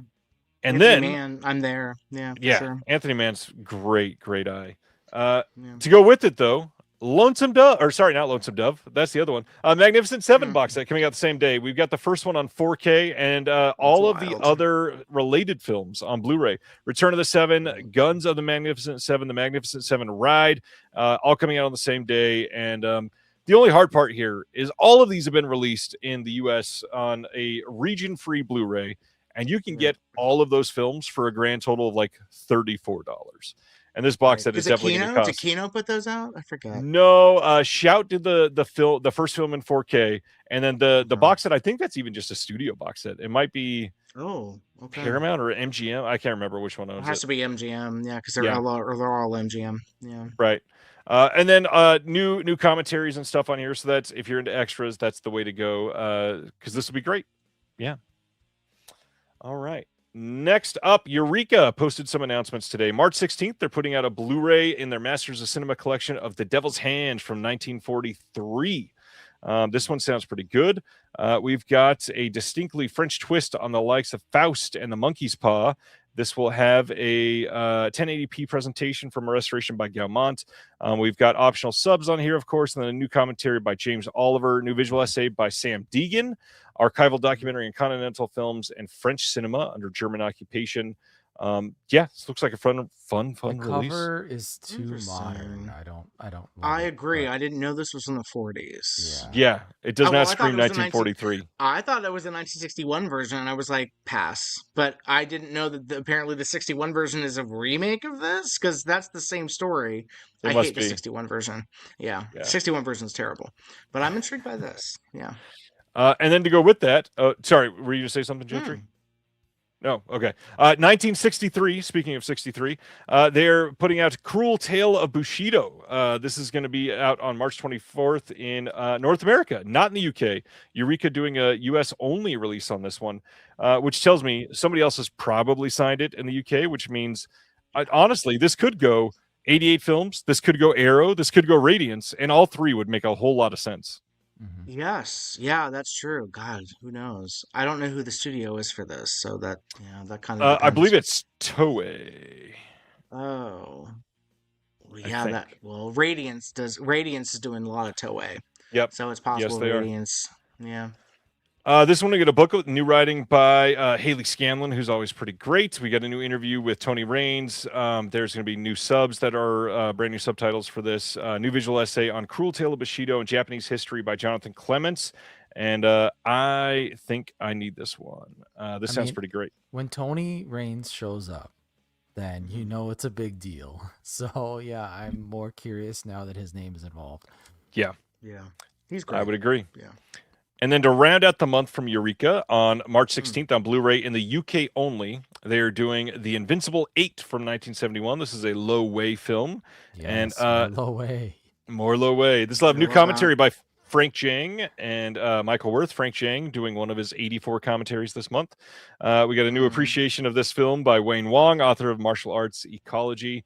Are you guys into martial arts stuff? We haven't talked about that yet. Yes. So I'm a Shaw Scope person. Absolutely. That's why I'm thinking, did this come out through Arrow already or no? No. I don't Invincible think 8. so. This is with a very first Golden Harvest movie. Well, it is, yeah. I think it was the first one released. It wasn't the first one shot. I think. Yeah, it wasn't the first production. Yeah. So it's not Shaw Scope. Oh, interesting. Okay. No. So yeah. I'm curious. Yeah. Yeah, I definitely want this one simply for the history on it. And 1971, that's pretty early for stuff like this to come out. So I'm definitely wanting this one. All right, let's end our time with a few releases from Kino Lorber. March 17th, 4K and Blu-ray releases of K2 from 1991. Classic. I remember seeing this one and being like nauseous from how some of the shots make me feel from this movie. New commentary by Brian Reisman and Max Every. This is K2, The Ultimate High. Any thoughts on this, Gentry? Yeah, I love K2. Yeah. I'm like an amateur mountaineer, so I always follow the annual like climbs of Everest and K2. So I love mountaineering beer. Nice. So yeah, I think it's gonna look great in 4K. And I saw the special features on there, and they look pretty good. Like yeah. On the Blu-ray, they've actually got a couple new interviews on top of that brand new commentary, which is pretty impressive. Yeah. Glad they got it going on. Gentry's so rugged. Gentry's an outdoorsman. Yeah. I'm gonna pass. I said it on the commentary a lot. I said it on the podcast a lot. If a movie has too much male energy, I'm not that interested. So that looks like a lot of male energy. Yeah. Well, so does this next one. March 24th, there's a 4K coming of Gene Fred Ward again. It's our second Fred Ward. Gene Hackman's Uncommon Valor with Fred Ward and Robert Stack also. Casey, you love Reb Brown. Don't you love Reb Brown? I love Reb Brown. I do love Reb Brown. Yes. Yeah. New commentary on this one by Steve Mitchell and Cyrus Voris. Another new commentary by Douglas E. Winter. There is some new interviews here. New interview with Reb Brown. Yeah. Who Severin couldn't even get for Strike Commando. Yep. Wow. Okay. He New still interview looks with great too. Harold Sylvester as well, and some trailers and such. Yeah, this looks like a pretty decent release. Glad this is going to be out on 4K. More Gene Hackman after his passing. It's nice. Yeah. So the movie's called Gene Hackman or Uncommon Valor? Uncommon Valor, sir. That would be wild. Randall Tex Cobb is in it. I'm totally sold. I love Randall Tex Cobb. Seriously, I'm not kidding. I love Randall Tex Cobb. Actually, I haven't seen this. This is a Swayze I haven't seen. Check this out. Checking all the boxes now. The year before Red Dawn, he did this. Yeah. I talked about American Gigolo, so yeah, I'm a Swayze head. I love Patrick Swayze. Yeah. Maigret Sees Red getting a Blu-ray release on March 17th from Kino. New commentary on this one by Simon Abrams. They've been doing a lot of the Maigret stuff. So, this was announced, I think, almost a year ago. And nice to see this coming out now. Love Jean Gabon. I think he's fantastic. Yeah, his stuff is always quality. Yeah, so I'll show up for Jean Gabon. Kino's done a lot of his stuff over the last year. You're the only person in history who's ever said that phrase. What, did I show up for Jean Gabon? I show up for Jean Gabon. Actually, Film Forum is now re-releasing. They're doing Port of Shadows theatrically. Port of Shadows. Hands down, the best Jean Gabon movie. Don't get me wrong. I'm not denigrating him. I just thought it was fun. I was gonna say, what are we doing? Terry's standing up for him in the chat too. Yeah, love Jean Gabon. Yeah, he's great. He's really good. Even at this advanced age, like total badass. Yeah, he's great. Well, let's end on greatness too then, because the last announcement for the week is Runaway Train coming on 4K on March 31st. This film with Jon Voight, Eric Roberts, Rebecca De Mornay, incredible. No new extras on this because they just they did get a new interview on the Blu-ray. I totally forgot to highlight that new interview with Eric Roberts in the middle of him filming 814 movies this year. He filmed That man does not new say interview. no. That man does not say no. John Hey. Boyd can't get asked. Eric Roberts, Rebecca De Mornay also canceled. Yeah. So yeah. I love this movie though. One of the most surprising multiple Oscar nominated films of the 80s. It's so fantastic. Yeah, I'm definitely buying this. Bad art. Gotta say. It's not great. No. Not great. But and then at least part of it is part of the original art, I believe. I think most Not of it all is. of it. I think the like copy on there is all added in afterwards. Yeah, I think so. Yeah. And then just in then case you it's forgot, next week what we are getting real quick, Dante's Peak 4K from Kino finally dropping, Evil Dead Rise 4K from Arrow Video, Babe 4K from Kino Lorber, that Amazon exclusive 1408 4K steelbook. The Pink Panther 4K films are coming out next week from Kino. Yee 4K from Criterion, that's a big one. The sequel, Babe Pig in the City 4K from Kino as well. Bringing Out the Dead 4K, finally back in print after that original run sold out in like 18 minutes. We've got the Cabin Fever 4K steelbook from Lionsgate Limited is shipping. Goodbye Columbus from Fun City Editions. Not only is it shipping, I just got that one into. Love the color on the steelbook. I love that movie. Yeah, I was very excited when I saw that they announced that because that's one that's very slept on. Goodbye Columbus. Yeah. Mystery Team shipping next week from Lionsgate Limited as well. Thunderheart 4K dropping. We've got Flicker Alley doing their focus on Louise Brooks. Looks like a fun release. The Godless Girl from Kino, and then Taxi Zoom Clo from Altered Innocence. I already got that one in too, and looks fantastic. Movie. I love that movie. I'm so glad that someone restored that because I have an old VHS from like Waterbearer Films, and I've been waiting for a restoration of that. So good. Yep. James Stewart 4 film collection from Warner Archive dropping next week. And if you don't have any of those films, those 4 film collections are the way to go. They are so much cheaper. It is great. And you get the full disc for all of the films. Robert Taylor 4 film collection next week also. But that's pretty much Naked it. Ambition up there, that documentary. Missed it. Yep. Bunny Yeager. Bunny Yeager doc. I'm telling you right now, that is an essential buy. Y'all need to buy that. Bunny Yeager is so important. She's she's a model turned photographer. She did 2 Barry Mahon movies. She directed movies. That documentary is really good. So absolutely that's an essential purchase for sure. I must have missed this earlier. Bruce in the chat is saying he don't know if my comment went through, but if Gentry is looking for a link from Jess Franco to Pedro Almodovar, The Matador is it. A guy beats his meat to Franco movies in the film. Yeah. That's right. I forgot about that. See, Bruce is a real one. Bruce knows this stuff. Well, first of all, Bruce, aka Cinema Arcana. Bruce, I'm waiting for your best of 2025 lists. I got the Mono Digital list. I'm waiting for the Cinema Arcana lists, and you've been put on notice. So I want to know what your best releases of 2025 are, sir. But Bruce, which Franco is it that he's watching? That's a good question. I don't remember now. I have to rewatch it. I want to say it was one of the 80s Golden Films ones, but because I remember reading that. But yeah, I'm gonna have to research this. Okay, thank you, Bruce. I don't recall, but yeah, Bruce is a real one. Love Bruce. All right. So the sex film industry, obviously, a lot of the films you guys cover have been released great by. Segue, Ryan. Yeah, great. I mean, it kind of works with Franco. So the sex film industry. Right? Yeah. It is Bloody Moon. Yes, Bruce Bloody is right. Moon. It's Bloody Moon. It's Bloody Moon. Okay. Interesting. Which ironically has no choice. hot men in it, so I don't know who he's beating off to. Yeah. There is a snake being killed in it. Does that count? I don't think he's beating off to that, but there are no hot men in that. So the industry-wise of sexploitation and sex films in general is an interesting one because obviously Something Weird has put out a lot of stuff throughout the years that at least dabbles in that in some way, and nowadays some of the love from Something Weird is getting shared across Agfa and Bleeding Skull and Severin and Kino and throw out all the names. It seems like Something Weird is more than happy to work with people. But in general, they've not really had a lot of love over the last 10 years or so. How do we feel what's getting released there at the moment, Casey? Well, we talked about this on the Q&A. It kind of dawned on me because I remember, like, God, I'm so old.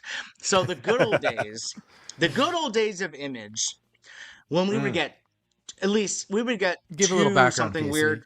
Give a So little background with basically, Image. something weird Sorry. video. So essentially, they released VHS and DVDRs, but they also had a distribution deal with Image Entertainment, and they would release factory press discs with Right. like usually 2 films and a bunch of shorts and trailers and sometimes commentaries and things. With that deal with Image, we were getting like 2 discs a month. So we're talking 2 double features or like a double feature and a triple feature. It was a huge output deal. So we were very spoiled. I mean, and these were majorly distributed. You would see them in like Borders, Best Buy. They would be all over the place.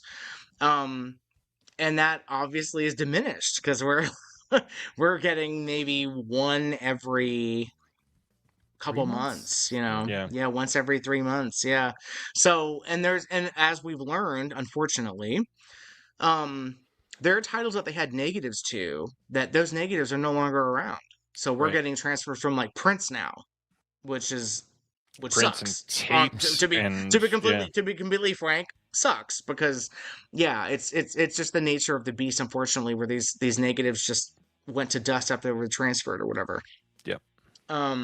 So it's interesting that we're getting all sorts of something weird releases from multiple different companies, and it really depends on the company what kind of movie we're getting. So That's true. Severin seems mostly focused on the horror stuff. ACFA is focused on like the exploitation stuff with some sex stuff. Dystropix is focused on the sex stuff because that's their bread and butter. After Hours, same thing. Kino, mostly the roadshow films, like the 50 stuff, but now they're getting into their early sexploitation stuff. They did like Mr. Peter's Pets, and now they're doing the Sexploiters. Yep. But there are still major pockets of the catalog that like it seems like nobody's either nobody's interested in, or they just don't have the space on their schedule for them. So yeah, like we went over that in our last episode. It's kind of like what do we want to upgrade, and there are just so many titles we need an upgrade. Yeah. Right. Yeah, but it's also a case of like Lisa can only do so much. Correct. And I mean, like I said, like she's found good partners. I think that a lot of these releases that they are the right home for them. But again, there's just so much in their catalog that you can only do what you can do. But I think there also is there is, like Casey said, pockets of their catalog that I think that maybe she's pitched and nobody wants to touch. I believe And so. that is probably the elephant in the room where it's time to bring it up, because the harsh reality behind a lot of these is there are a lot of fans of this genre, but many of them are not used to like spending $24 on a disc of a couple, 58-minute long sex films that might have an audio commentary for each, and they're used to like a DVD-R price of give me $10 for a double feature, and I might pay for that, or I might pirate it. Like this is a very commonly stolen genre. Genre is probably not the right word, but industry is probably the best way to go through that. I don't know if that's true. Probably. I don't know if it's any more stolen than, look on Twitter. You'll see like dudes in, pirating Johnny Toe's whole filmography. Correct. Mega Not saying the quantity there. I'm saying the quantity of those that steal from this, I feel like, are the quantity is higher than the quantity of those that are purchasing. And so the hard part with some of these labels is if they put out a title from a genre and it's the first one that they've done from that genre and it sells very poorly. Not saying that people aren't supporting it. It could be a terrible choice. It could be a title that should not have been the first film from that subgenre. It could have been where it wasn't treated properly. It could have been one that has a bad reputation or somebody associated with it that like isn't going to sell well. And because of that, it doesn't sell well. And then the label goes, well, we can't do any more now because they're not going to sell. Well, I will say something we talked about in this last episode was something that I've noticed that other companies are able to do that ACFA, Dystropix, Melisony don't do, Sexploitation distributors don't do, is these films are not available to like stream or sample anywhere. Right. Really. You can't be expected to blind buy something that has been out of print for decades now. and unless you're going to be able to download it. So, for example, like Severin, whenever they release something, it might be on Tubi where I can sample it and be like, okay, I'm buying this. The sex films don't have that benefit. So you kind of have to trust reviewers like me or other people like say this is worth your time to blind buy. Right. But then the pricing is off. It's not like it. So something weird in the Image days, those discs were like $20. You get 2 movies and a shit ton of shorts and trailers. So it's worth the risk, so to speak, to buy these double features. That is not happening now. So I think it's more risky because of that. So that's something that I wish that more distributors would do. Like I wish that they wouldn't be like, well, nobody wants to stream these sex movies. Like stop thinking of them as sex movies. Tubi has all sorts of Emmanuel sexy thrillers shit. They have all sorts of sex way movies more on sex there. films than quite a few of these movies. Stop thinking they're not marketable. Yeah, you need to be pitching them, and as part of your package, you should be pitching them to these distributors. After Hours has like a lot of their sex movies on Tubi, so I think that's the problem. We talk about access. I think people need to have more access to these films, not just as far as Blu-rays go. They need to have access to be able to stream them, to sample them, to get an idea of what to expect. And then that way they will put money down on the physical media. Because you know that physical media people are hardcore physical media people. If it's something that they like, they will spend money on it, but you have to let them sample it first. I think that's a fair expectation at this point, especially now that video stores are gone. Like you can't go to like a mom and pop store and be like, well, I'm going to rent this tape and see if I want to buy an upgrade for a Blu-ray. Streaming is the new video store. You need to make stuff available for people to sample it. Otherwise, they're not going to spend the money to buy it blind. I don't think. I think one aspect of that also needs to be approached too is theoretically some more of these videos like Vinegar Syndrome keeps doing. These educational short, like 7-minute highlight videos. Absolutely. Oscar has done some really great job teaching about restoration. Fantastic. The interviews with Steven have been great. The conversations behind the scenes. Lisa's even shown up in one or two of them. And the ability to show this is what the films are. This is what you can expect. Even if they can't stream, you could show us extended trailers or put out a 7-minute highlight reel of, hey, we're going to release these 5 films or something like that. Part of the problem there too is like they'll try putting those trailers up on YouTube and they'll get knocked down. Right. I mean, you don't have to show the explicit bits necessarily. And the hard part is even like Mondo Macabro and Severin have both had whole accounts nuked, and sometimes for trailers that don't have anything explicit in them. There's no way to explain that. So we got to find some way to solve that, and it's larger than us, of course. Well, I think even for a while there it was Vimeo, but then I've heard people had issues with Vimeo. Mondo Macabro got banned there too, and no warning. I mentioned Mondo Macabro. We talked about them because, well, they're a good example of a company that put out a couple sex films and they did terrible, and they haven't touched them since. Yep. Which is except for Cafe Flesh, which is like a weird exception to the rule. But that doesn't really count. That's something that is like a sex film that people who don't like sex films can like. That's why I don't like Cafe Flesh. I think it's an overrated film that like people who don't like sex films can say they like because it's a safe film to like. But if it's something like a Bushwhacker or a Ravager where it's a sex film. Right. And it's hard to justify that if you're trying to not seem like a pervert. That you like these films, that was very upsetting that they only did that one partnership or something weird and it didn't go great. Emmanuel America didn't do great, which is crazy because now the Severin re-released it. Everyone went apeshit when Severin put it out. So I don't know why it wasn't that way when Mondo Macabro put it out. The hard part here is it extends a lot further than just some of the companies that we're talking about too. It extends to other subgenres. It extends to certain directors. Pink films. How much did we talk about pink films tonight specifically? How they're having this crazy resurgence right now, which is great. I love that it's happening. That being said, there are 2 companies that both tried their first pink film earlier in 2025. Both TerrorVision and Deaf Crocodile released a pink film each, and they're both pretty great films, pretty great restorations. The extra work on both is pretty incredible. They both sold like shit. because pink films were not popular yet. And I believe the Right. limited edition for both of them are still available from both of their websites. And I'm kind of shocked neither one has had like a huge decrease in available units because people aren't running them after everything that has made pink films popular. And Right. I don't know, is Vinegar Syndrome just the only hope to save all this right now? Like, it hurts to say that. I mean, I think they did there's good levels. marketing on it as well. Like, I don't Yeah. know, I don't remember how they marketed like Gushing Prayer, or I don't know if they really pushed the pink aspect of it. I They think didn't. They pushed it more as like an art film. So Yeah. which it is as well, but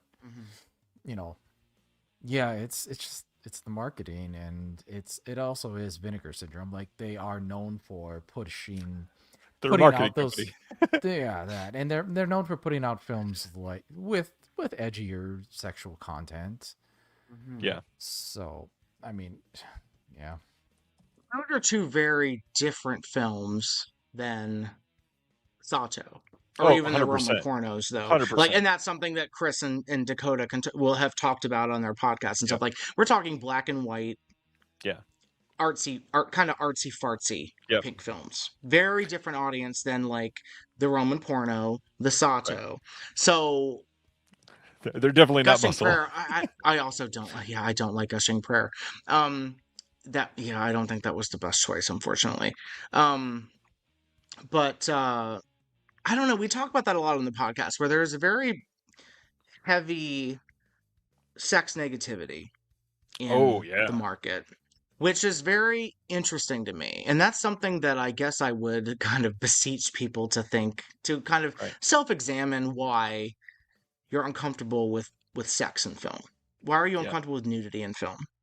And why? Yeah, and I'll talk about Cafe Flesh again. Cafe Flesh, I will say it again, is a safe choice because it is very anti-sex, anti-porno.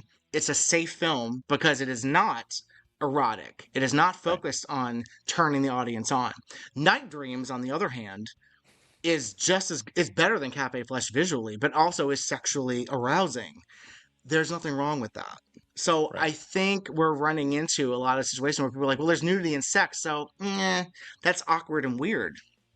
Yeah. So that's why I'm interested to see the reaction to Sato, because, like, for example, Rewind, I think that it's been kind of overlooked that there is like an incestuous relationship and sex scene in that film. And I want to know how people react to that, because that's not that uncommon for pink film to kind of push the boundaries with taboo and stuff like that. So are people overlooking that in favor of the horror element? Yeah, it's interesting. It's interesting to see people kind of become much more conservative about sex, which is not. Film fans used to be much more open-minded, and I don't know what happened there. So yeah, I don't know what happened there. A little generational too. I feel like that comes and goes in waves quite a bit. Quite a bit. Yeah, I'm always saying, like, I feel like the pendulum is gonna swing back, but I hope so. I don't know. Yeah. We'll see. Yeah, I think, and that's something that like Dakota and Chris and I can't keep their names out of my mouth because I love them. But Good. Yeah, we talk about that a lot. There's nothing shameful about watching something that turns you on. Like, there's nothing shameful about that. I don't think that I think there's kind of an expectation of people will say, well, you're a pervert if you like watching women nude in a film, or men nude in a film, or like a beautifully photographed sex scene. It's kind of like, well, it's still cinema. It's just a different kind of cinema that has always had to fight for legitimacy. And I thought we were kind of turning the corner in terms of that legitimacy. Yeah. And now it feels like we're going backwards. And I don't know why that is. I don't know why that is. For a real quick aside, I'm almost surprised pink films this year, it's Vinegar Syndrome, so I shouldn't be surprised, but surprised that they're kind of popular at the moment, because not only is this current generation very anti-sex, there's a lot of people in the collectors community right now very anti anything not in English, and for people to be embracing it is nice to see. Oh yeah, like that's interesting. If you're reading comment sections, like, there's a lot of people very much complaining of Vinegar Syndrome. What they've got 4 films released this month, and 3 are international films in a different language, and I have to read subtitles, and I'm pissed. Really? It's so embarrassing. I haven't heard that, but I would also That's really crazy. Yeah. I also I'm curious. Wow. Like we're talking about, Pink and the Sato set. Like we know the numbers that they're selling. Are they? Right. We don't Right. know if they're No. really doing well. Like yeah, there's a lot of chatter, but are they actually moving a significant number of units? I don't know. I don't think any of us know. We won't know Maybe unless the Ryan slipcover has sold does. out, and then you'll know. I mean, I Yeah. don't When know the exact slipcover sells numbers, out, you'll know. Yeah. but the big thing is if you're like me going through all the communities where people are posting stuff every day, you're seeing a lot of pickup pictures, and you can kind of gauge what most people are picking up. And I would say Sato is probably doing better than a lot of the other Melusine titles. And in some ways, like this is where some of this conversation starts to hurt a little bit, because Vinegar Syndrome, and nothing against them, I understand a couple of the reasons why they had to do it, but before Melusine was its own thing, a lot of the Picorama titles, a lot of the old hardcore things that were subscription.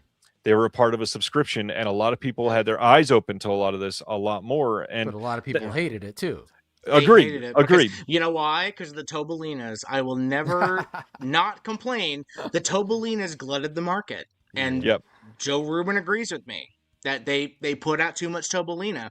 When your mission statement is to give attention to films that deserve attention and have been overlooked, you don't do Tobolinas. You don't do Tobolinas. You do Spinelli. You do Damiano. You do Chuck Vincent. You do, you do Bob Chin. Yeah, you don't do Tobolina. Yeah, Metzger. Yeah, you don't do Tobolina. So I think the fact that people were getting those as part of their subscription, I'm like, well, these are shit. What do you mean Melusine? What do you mean Vinegar Syndrome? That these are worth attention? Why are you restoring these from the camera negative? These are terrible. So I think that really, I honestly think that had a negative impact. I will always think that. And but it then you clearly have stuff like did. Sex World. Yeah, I think so, because then they had to move to a separate website because of a credit card processing company. Well, and even before that, they had to separate the subscription too. There was the option without the adult titles and with the adult titles. Yes, and they had way too many people complaining because and also because they're hardcore. Where are you? If you don't want them, where are you supposed to sell them? Amazon was if you're trying to sell them on Amazon, Amazon's shutting down. You're trying to sell these copies. Yeah, exactly. Yeah. So it's kind of like you're stuck with this shit that you don't want. So, I get that.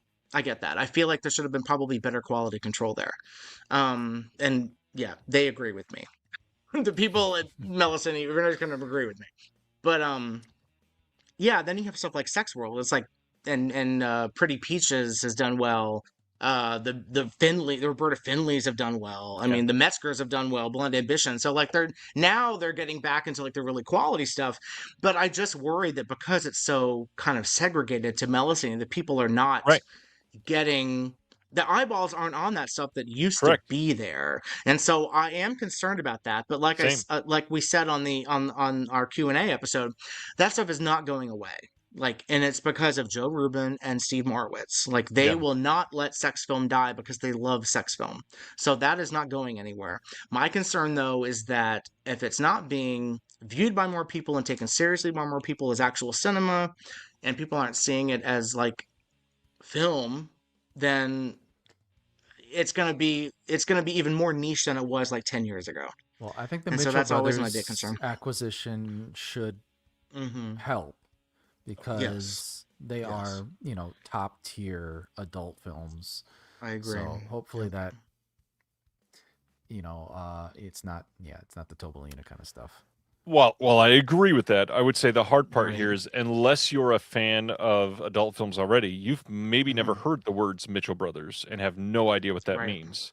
So you would know probably Behind the Green Door, though. Yeah. Of course. That you would know. So, but then again, but then that's like Behind the Green Door is not as good as Resurrection of Eve, which they just announced, which is way better, but doesn't have the household name value. So the hope is that people will buy Behind the Green Door, like what they see, and then continue buying the Mitchell Brothers line. I will promote as much as I can, but it's tough because people, I think, there's. I don't know. It is a generational thing, I think. I agree with you, but it's I'm just hoping that that like Gentry says, that it'll swing back the other way and people will be like, sex is great. There's something liberating about sex films. Like when I did my series in Anthology here in New York, I know people that I met through those screenings who literally became more confident in their sexuality, who became more open-minded about sex, about discussing Yeah. sex, about like, you know, about like acknowledging that sex is joyful and pleasurable, and like when it's captured in cinema it's gorgeous. um and I feel like that's lost now, Yeah. which is kind of sad, you know.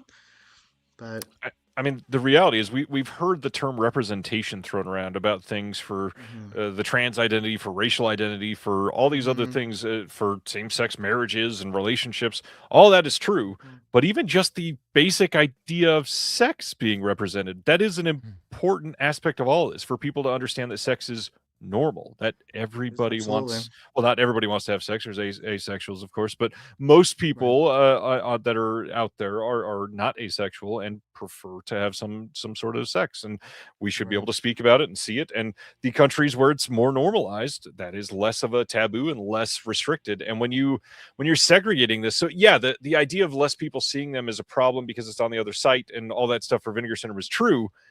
It's also true in the fact that less people stumbling on them means less money going into it, which means after a while, right. they simply can't keep doing them. They have to Mhm, sell to be able to put more of them out. And so it hurts mhm, the whole industry in a way if it's not doing well. right. Well, and I have you had Joe on the show, Joe Rubin on Yeah, the show? I don't think you would hate me saying this, but like Joe is the kind of guy who loves these movies. I've known Joe since he was a teenager, when he was right. when he was jailbait and should not have been watching these movies or talking to anybody. I've known him since MySpace when he was like 16 years old and talking to me about this stuff. And he's really it's been such a great glow up to watch him like Yeah, blow up with this company. But he's the kind of person who would put his own money into a project to make yeah. sure that it gets put out. It's not, it's, if it meant that the company wasn't going to make money on it, he would still vouch for it. Agreed. And so Yeah, that's why, yeah. And Steven, same thing. Steven has same. always done that. Steven has put his money on the line for a lot of these titles Oh yeah, because they love the films. And so that's why, if there's a constant in this, in restoring these films and releasing them, it will be those two. It'll be Joe and Steven. You know, I think and honestly, and Lisa too. I mean, Lisa's still trying to get these films yep. released. She's making deals with everybody. I think that the challenge is whether these companies are going to continue taking the risk. So Right. that's why I'm hoping that the Kino releases, like with Sexploitation and Raw Love and the other stuff that they're going to be doing. Spoiler alert: there's more stuff coming. I'm hoping that that stuff makes money. Right. You know, um, Well, yeah. and even if not, I mean, there's always going to be the Mark Murrays that are churning this Mhm. stuff out That's for true. the love of the game, That's you know. true. So That's Well, true. the reality is it's not just Joe and Steven. There are a lot of people in the industry that do love these. It's just Yeah. they can't put the Absolutely. risk into them that Vinegar Syndrome can, truly. Right. Right. And see, that's the thing. Vinegar Syndrome putting, like, for example, I think that was something they announced with the Don't Be Afraid of the Dark. They announced they have a 40 picture deal with Warner Brothers. Yep. So that's great. That's good money. That's going to be major titles. Yep. That that money is Melissa's under Vinegar Syndrome. So any Yep. money that's coming in for that, it's going to be I hope, distributed. I hope So, Garbage you Pail know, Kids sells it like hotcakes. terrible. Now Troll 2, I hope that sells like hotcakes. But not Garbage Pail Kids is unwatchable, unfortunately, I think. But yeah, like they're taking risks with major studios, but they're also Yeah. taking major risks and still releasing multiple sex films a month, like Yeah. a year. Like, and not just the Pink Line, they have, I keep teasing it, they'll announce it I think next month. They have a major distribution deal with like a major adult film distributor. They have major titles coming that are Yep. X-rated titles. And that's a big deal. You know, so Yeah. if they weren't making money on this, or if they didn't care about these movies, they wouldn't be doing that. That's true. So yeah, Now I hope Severn would get back into their I wish. original bread and butter. Well, and they've done a few. They've done a few. They have, but they're one of the only companies that's been able to deal with Carmen Novak. Mhm. So I'm like, gimme Kiss Me Quick. Right. Give me the Mad Butcher. Give me the Toy Box. You know, like there are horror adjacent titles that they could probably do from the Novak library that are a little safer that they could probably do. I would love it. I would love them to do that. So, yeah. Well, and we got a couple Cressies from them over the last couple of years. Yeah. Yes. Which are risky, to be honest. Hotspur and the Scavenger is not slam dunks. So I'm really glad they restored those. Yeah. Yeah. And then on their last podcast episode, they teased more Meyer. Sounds like is likely coming. Let me tell you, I better be getting Common Law Cabin. Yeah, right. And honestly, I'm telling you right now, David Gregory, if you're listening, email me. I want to do a commentary because we know where I found Babette Bardot. Yeah. Do you want to know what Babette Bardot is up to? We talked about it on our podcast. Yeah. Yeah. So yeah. Amazing. Let's see what else. What about some of the more niche subgenres within the sexploitation that have like no releases coming out? There's quite a few. There's only like a handful of nudie cuties over the last decade that have gotten proper restoration work and releases. Yeah, I mean, Kino's done a few. Yeah. Yeah, they're scratching the surface on that. And there have been a few from ACFA, like they did a Tales of a Salesman that was nudie cutie. That was like that was like a bonus film. Right. It was just kind of thrown on. Yeah. Yes, it was. That's true. Well, we there's both ones. love the we love the country. We love the Southern Fried Sex of Novak. Right. Yeah. Those are deep cuts. Those it's are just tough. a matter of getting Those them are away tough from. to sell. Yeah, it's getting that Novak thing figured out. Yeah. I mean, other subgenres. We get roughies pretty regularly, which is good because I think roughies have a nice crossover to like people who like film noir or horror. Roughies are kind of sexploitation horror adjacent. So you can see something like Confessions of a Psycho Cat or the Flesh trilogy, and there's appeal there to people who aren't necessarily looking for sex films. Trying to think of nudist camp movies. We don't. Do we need more nudist camp movies? Probably not. Which Kino's done a couple of those too. And yes, they have. VC, who did Raw ones? I can't remember. VCI. Yeah, we don't talk about them. They have the John Lamb stuff, which is they need. Well, it sucks. While talking about this tonight, somebody has already DM'd me about the Raw ones, and I'm not kidding, literally. Oh, really? Yeah. I hate. I mean, they Raw ones is like they bought that Kit and Caboodle, so they own that in perpetuity. Yeah, it's an important film. It's the first nudist camp film to show Pickles and Bieber. Yeah. But very early too. Yeah. Again, in our dream scenario, that would get like a nice release with like context and a good audio commentary talking about this historical stuff. Yep. But yeah, that's not happening. And not an upscaled. Not an upscale transfer VCI, which apparently seems to be your thing. That's kind of the bummer about the John Lamb stuff because it's been split up. Because Vinegar Syndrome has, I think, the hardcore stuff. Like they have Sexual Liberty Now, and the Sam Dobbs movies, which were with After Hours, and then they have to have some few others, I think. But then VCI has the rest, like Delinquent Schoolgirls, and Farmer's Other Daughter and a few other things. But that was the wrong place for those to go, unfortunately. Agreed.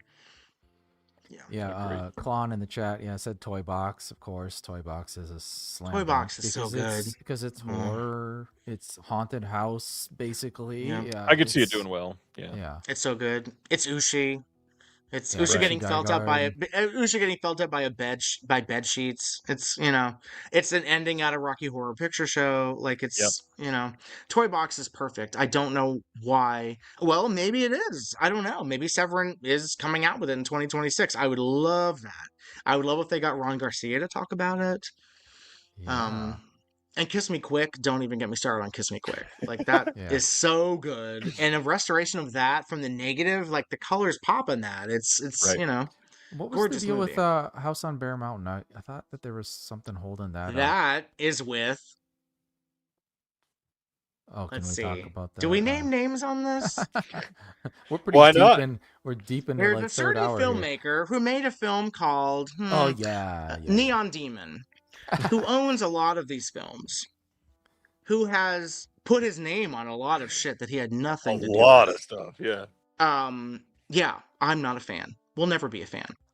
Basically built his entire reputation as an expert on these films on Jimmy McDonough's back, essentially. He has a lot of these films through a terrible deal that he made with another distributor. And he just restored these films, but he's not putting them out. He doesn't want to put them on physical. He doesn't want to put them out. He's not making deals with any studios, so he they has live on his restorations garbage website that is impossible that are to sitting navigate. around. Yeah. Yikes. Can't stand him. Sue me. Yeah, I dare you. I mean, nothing. maybe that'll be Take what I have. maybe eventually some of that Yeah, stuff no. will be released from whatever this contract is. But yeah, he's got some good stuff there. He I mean, really does. we haven't even mentioned the Olga films is a Right. diamond. Those are with him. I mean, Yeah. that would be a release of the year type thing if they bundled those together. Absolutely. Yeah, Olga films would be. Fancy Tramp is with him. All the Dilberries are with him, Jeez. which is like Sexploitation masterpieces. Those are so crazy and good. And Yeah, so, sneak I mean, peek, and that's- stay tuned. We might be talking about a deal. Well, Yes, we will. Well, we will. Yes, we have another Sexploitation episode coming up. Yeah. But it kind of goes back to that thing we talked about, which is access. If you're going to have access, if you're going to restore these films and have them hoarded and preserve them, if you're not going to make them available to people, then you're just like a hoarder with an expensive habit. I feel like it's your duty to make them available to people. Otherwise, I don't know what you're doing. Mhm. Yeah. So, yeah, it's not good. Yeah. I agree, Bruce. And Mondo Keyhole, Bruce Holochek, that Mondo Keyhole is such a missed opportunity. I agree. Great movie. It's a Jack Hill movie. How do you fumble a Jack Hill movie on Blu-ray? Yeah, because they just upscaled it and they lied to people and said it was like Trashed a 4K it out transfer.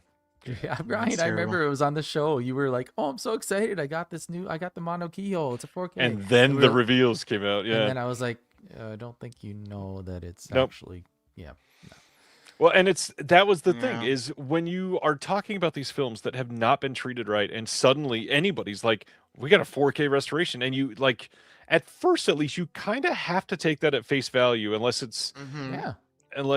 somebody like a few other names that have lied many times about things like that. And with VCI, it's weird because VCI has so many different lanes that they've driven in over the years, and some of them Yeah.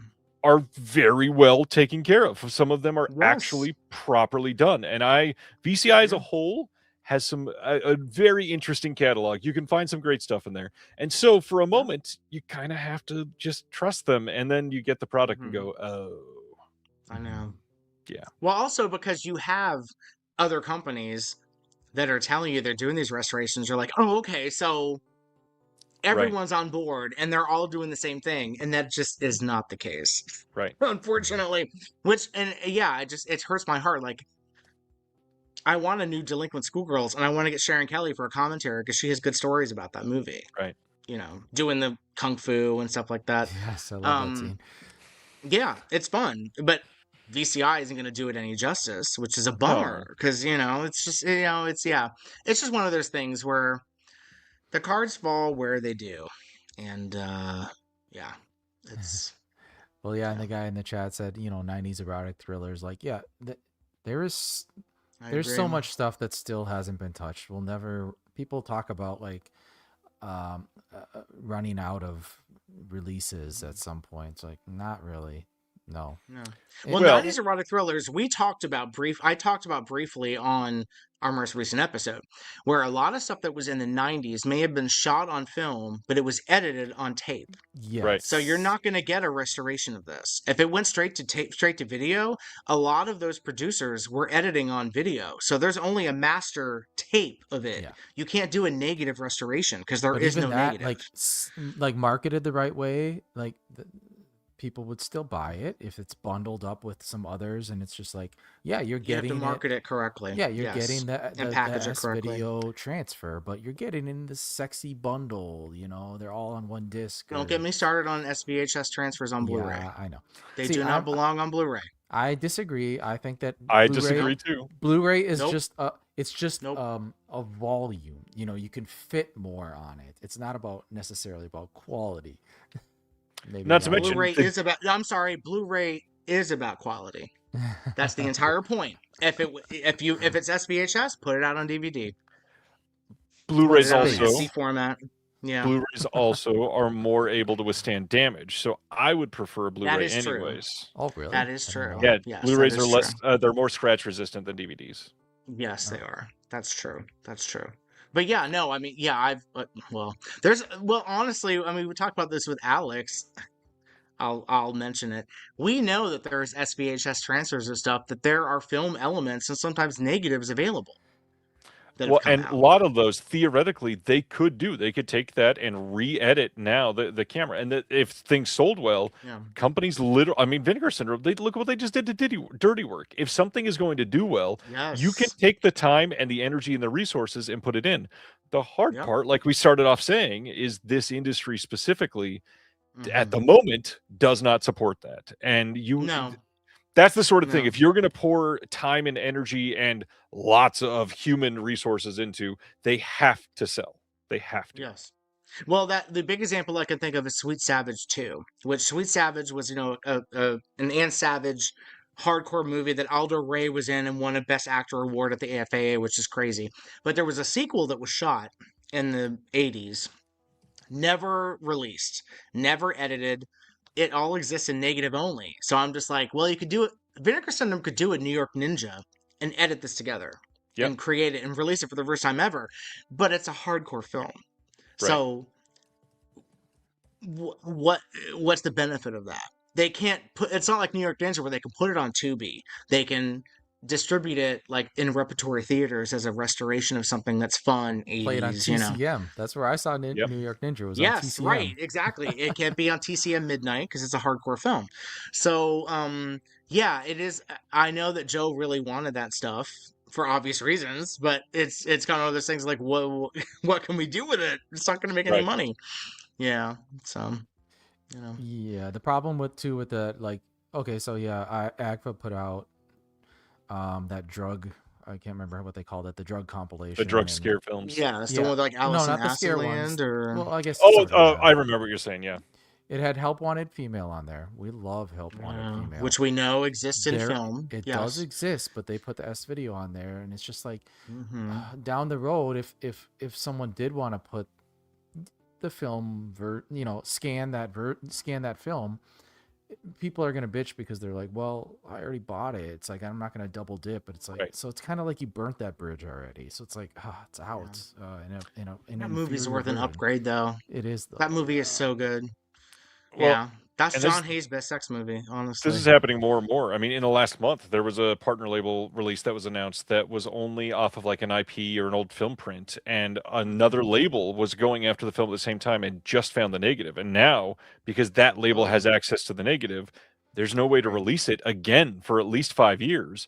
And by Right. then, are they going to be able to put the money into it? Are they going to be able to sell it again? Because people had access to it Right. for 5 years and just Right. bought it. Why would they spend the money on it again? It's Unless a it's, crazy like, significantly Right. upgraded. Yeah. Well, it and looks- even then, Well, being able to yeah. say, "Here's a 4K," might not be enough for a lot of people, and that's a Yes. lot of money Well, to invest.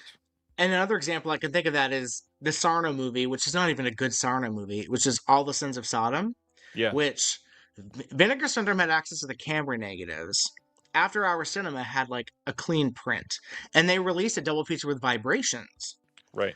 Vinegar Syndrome released it on its own with I think Michael Bowen was interviewed, but that's it. So it's kind of like, well, which is the better value? You get Right. 2 movies on one release, or you get a transfer from the camera negative with a historian's input. Right.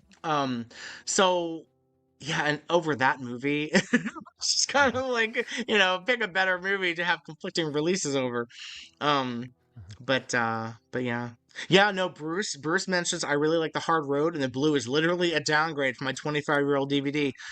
Yeah, Yeah. I don't know what to tell you. Well, Yeah. that release is like you're buying it. If you're gonna buy it, you're buying it to like do the drive-in mode. It's like Right. for that experience to, Mhm. you're getting that fun AGFA experience. Sure. But for what price?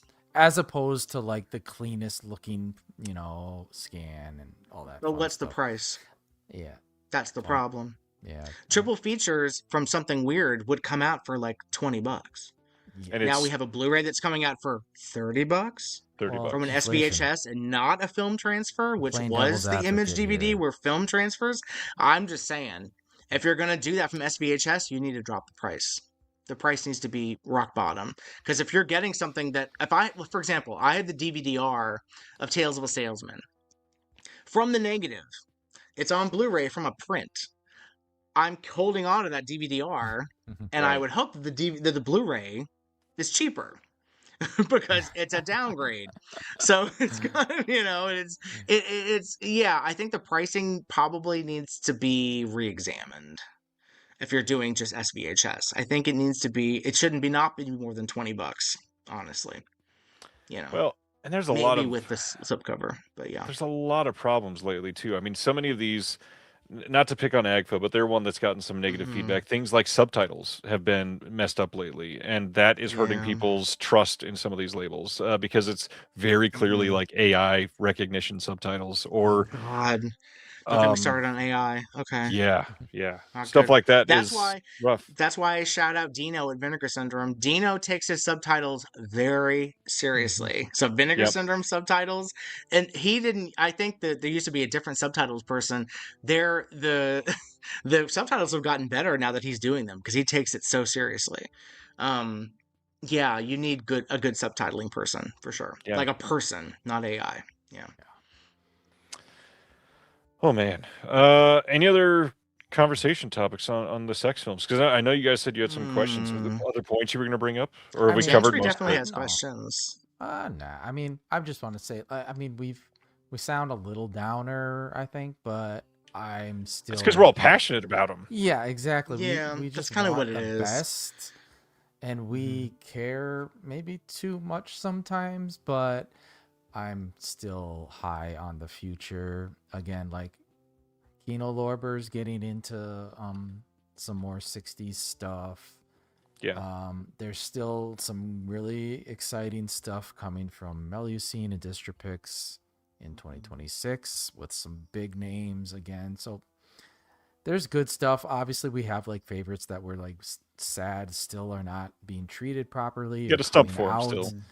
Right. Yeah, Exactly. so like we'll never stop saying we need All American Girl on Blu-ray. We need All American Girl, and Vinegar Syndrome has it. Yeah. So let's go. What's the problem? Let's So go. I mean, We need the All American films, please, for God's sake. that's We need part of the at reason very we do least, this please. podcast Yeah. is like to hopefully like put some stuff on certain people's radar, and Yes. maybe Casey needs to bother Joe a little bit more. And Joe doesn't listen to me. Steven listens to me. yeah, Joe's done. Listen, Yeah. when I told Joe not to release Intimate Lessons and he still did it, I knew that it was we were done. There was no way he was going to listen to me anymore if he's going to put out Intimate Lessons as a single release with no extras. Far gone. But yeah, he'll do whatever he wants, which is fine. He still has generally good taste, so he knows what he's doing when he schedules stuff. But yeah, Steven, I can text Steven. Steven's like the one-man show over there. Steven is basically doing everything at Melusine and Dystropix. He is wild. Yes. And like I he said, he yeah. doesn't sleep. I'm worried about him because like he will work like 22-hour days and then just sleep in a cot and then go back to work. I'm just like, no, delegate work to other people. You are going to lose your mind, and you have a family. So I'm always worried about Steven. I love Steven to death. I like him but being I'm the always face worried. now, the face of the company. But yeah, you can delegate some stuff, and you can be the CEO. Yeah. I try to help where I can, but even then, there's so much I can do.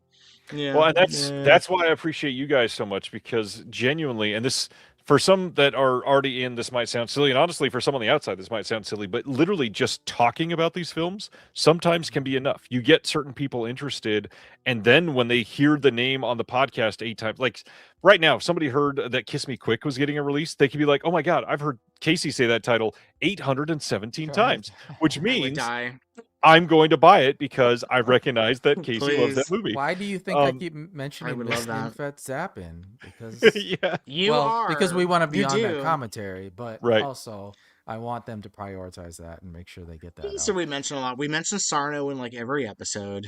Yep. I bring up Pamela You Are a lot. Yeah. You kind of do. For how obscure that movie is, that's super obscure. Yeah. Masterpiece. I love that movie. Like, there's still so much Yeah. stuff that is, when Lisa discontinued the DVD-R, there's stuff that just you cannot find anywhere unless Casey is ripping it from a DVD-R for me to watch. Which I've had to do. Yeah. So, or it's on Cult Pix. I mean, Cult Pix is really good about releasing. We haven't even mentioned Cult Pix this whole time. Not even a single time. Cult Pix has been great. Cult Pix has really been digging deep into the library. They just put out, what did they put out that I was so excited about? Marina and Jennifer. Yeah. And is Una on there? Yes, Una was up. Yeah, and Love Me Please just came out. Love Me Please is Linda Boyce. Like, they are digging deep into the archives and releasing the stuff that was only ever on VHS and DVD-R. Yeah. But the sad thing is, Lisa tells us, like, most of the stuff that they're putting up there is stuff that's like is not scheduled to be released on physical anytime soon. So it's like you see something you love on Cult Pix, you're like, oh well, it's great that I can watch it on here, but damn, I wish this was getting a release. Yeah, I know. That's why I love my physical media. I mean, during COVID, that's what I did. Something weird. They were winding down, and I sent Lisa. Yeah. I sent Lisa massive orders. I was like, send me everything. But I also was like, if it's easier, just send me the discs and the artwork. Don't worry about Amrays. So I still have stuff that's sitting around in piles that are just discs and artwork. No cases. Yeah. Wow. Because I'm just like, I just need it before I know you're going to stop. So I need everything that you have. So yeah, there's still stuff I haven't watched from like the 60s and 70s. That's my hope, is so many of these people can now discover what Something Weird was and like follow the releases that are coming out. The hard part, though, is for those that were not following the archive that Something Weird had, it is so easy to just be like, oh, they had an archive. No, they had an archive, like capital A. Holy shit, they have so much stuff. Yeah, and Lisa's still trying to get rid of some of it. Yeah.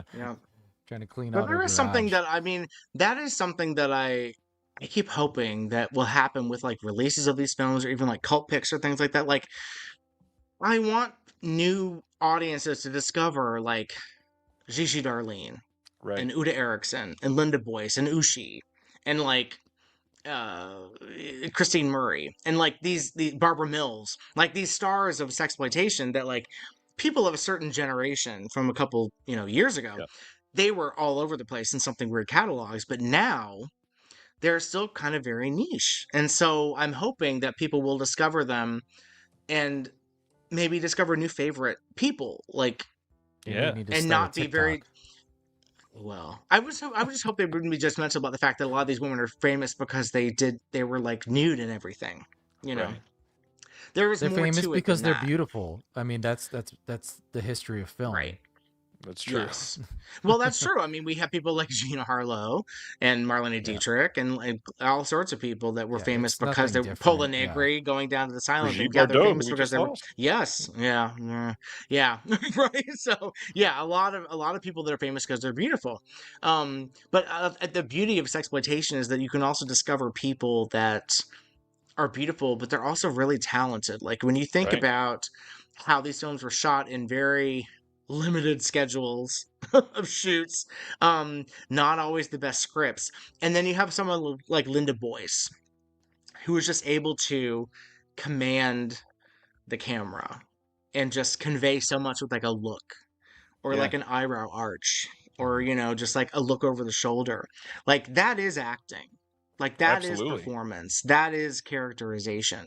And so, and people like Ushi too, like she's just having a blast, Gigi Darlene, we talked about in Hot Nights on the Campus, like she commits to a movie that was shot in 2 days with a character that goes through so much in that movie. I mean, she sleeps with like 3 men and then gets pregnant and has to seek out an abortion and shot in 2 days. So that's something that I hope that I will continue, that people will discover these women, because the women are really kind of it for sexploitation, and not just because they did nudity, because they developed personas. I mean, and there are people that you want to keep seeing in these films because there is something that's very endearing and very welcoming about them. You love seeing them. It's like seeing a family member after a while. It's just, Yeah. it Oh, becomes and very there's good. familiar and Don't sleep comforting. on the men completely. I mean, I There's feel some like great John, ones. John Alderman. We haven't done anything for him yet. I feel like I we do love could. John Alderman. That would be a really fascinating episode to talk about John Alderman, Right. or like a Larry Hunter, who I think is fantastic. I don't know if True. you're as crazy about him as I am. But... Well, I think the difference is that the men were never hired because they were attractive. No, So but that it's good, that allows them it to is do one of those some like things. interesting things, though, like from an Not actor perspective. well. That's why, like, not everyone is into like. I'm probably the one man William Rotsler fan club.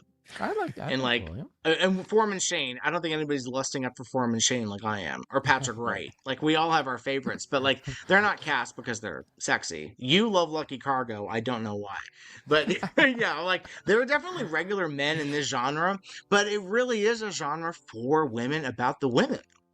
Right. And they're not always cast in like. I think that the idea that sexploitation is about like subjugating women and exploiting women. It's kind of like adult cinema. It's like, no, the women are the centerpiece. Like, this genre would not work without the women. It's not about subjugating them or humiliating them. It's really about amplifying them and making them, the centerpiece. You're excited to see them. Not to glaze too much, but that's another reason why I love Sin Syndicate. I mean, Casey, you have such a history with all this stuff. When you are, especially when it's somebody that you've loved for decades, there's so much on the podcast that you can hear. Even you're talking about one of their films and then talk about the star and what she did after the film. And those stories are always incredibly interesting because it affects somebody's life so much. But I mean, to hear, she went into, there was somebody, I don't remember who you were talking about, that she was in real estate for like 50 years after. And it was like, that's cool. Like, can't imagine, like, she must have been great at that. That's awesome. Right, exactly. Yeah, I mean, the stories are interesting. And then, because I've been trying to contact these women for years, is like some of them are happy to talk about it, others aren't. Right. But and I've said this on the podcast too, it's like these women never expected these movies to ever come back. Yep. Video was not a thought. These movies they thought these movies are going to be in theaters, out of theaters. Never a week or two come back. Sometimes. Yeah, never come back to haunt me. I'm not credited under my real name, nothing. And then along come historians talking to the directors and the producers who tell them real names, and then they find them. And then it's kind of like, why are you bothering me about these movies where I like took my top off? So it's like from 35 years ago. Yeah. Exactly. Yeah. Well, even if they didn't do hardcore, they're kind of like, well, why would you want to talk about this? Like, I did it as a lark, as a young girl. Like, there's nothing interesting about these movies. Then it becomes about explaining why they're important, why they're interesting, why their stardom has kind of lived on in the video era. And some women are receptive to it, and others aren't. And the researchers within this field are passionate, like as you can hear exhaustive from our show, but there are other people like Bruce and Alex and yeah, for sure, lots of people. I'm not going to try to shout out everybody, but yeah, Pete Toombs. Pete does some stuff. Yeah. But yeah, it's Michael Bowen. Michael Bowen is Michael Bowen's interviewed a few people that I would love to interview, but like Sheba Britt and a lot of Sarno Wishman people. So yeah, but not Chesty Morgan though. I don't think he's interviewed Chesty Morgan, who I think is still alive. She was down in Florida, Republican by the way, and married to. They're in Florida. They usually are. Yeah, but I mean, come on. She was married to I think he was a coach or a manager of a baseball team, so she did pretty well. And there was an article about her in some Florida magazine, which of course is now impossible to find on the internet. But I found there's actually an interview with her on YouTube from like a radio show she did in the 70s, and it's really crazy to hear her real voice because it's very thick Polish accent. Yeah, and you just imagine that voice like yelling back at Doris Wishman because Doris is yelling at her because she showed up late on the set, and it's like I had to shop for my furs or whatever. Yeah, so yeah. Those two dueling accents, New York versus Polish. New York versus Polish, exactly.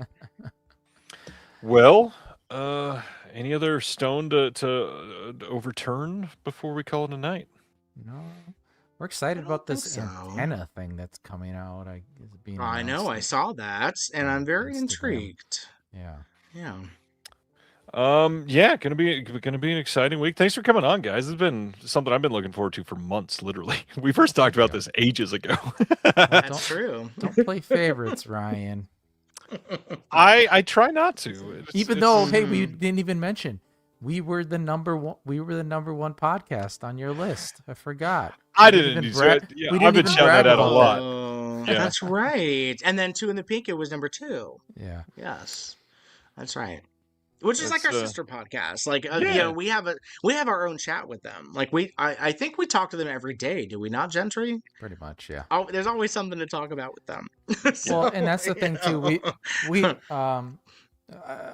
We both are very similar, like our team and the Pinku team, because we're trying to get this stuff out there and seen by more people. So we've been making our own different, but simultaneously making connections with it, with labels and stuff. And so we chat about our attempts to make connections and stuff like that. And hopefully we can do more of that. We're all for very pro sex cinema as well. Oh, that too. Like we're kind of tired of the sex negativity. We're just kind of like, no, this is great. This is I love seeing this. I love seeing sex photographed beautifully. I mean, to close it out, I guess, but like, sex films are not just about like being aroused. It's about interesting movies. These are interesting movies to watch. Absolutely. Especially compared to what you'll find on Netflix. Like, that's why I think that there's still like a pendulum swing that might happen where people realize, like, okay, if there was a streaming option to easily see this stuff like there is for Netflix, people would enjoy them because they are fun to watch, you know?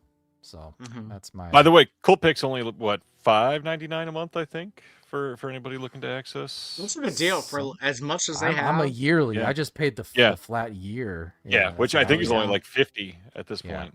Oh, that's the way to go, for sure. Yeah. That's cheaper than Criterion Channel for a year. Yeah. It's true. Although they should just give me a free subscription at this point.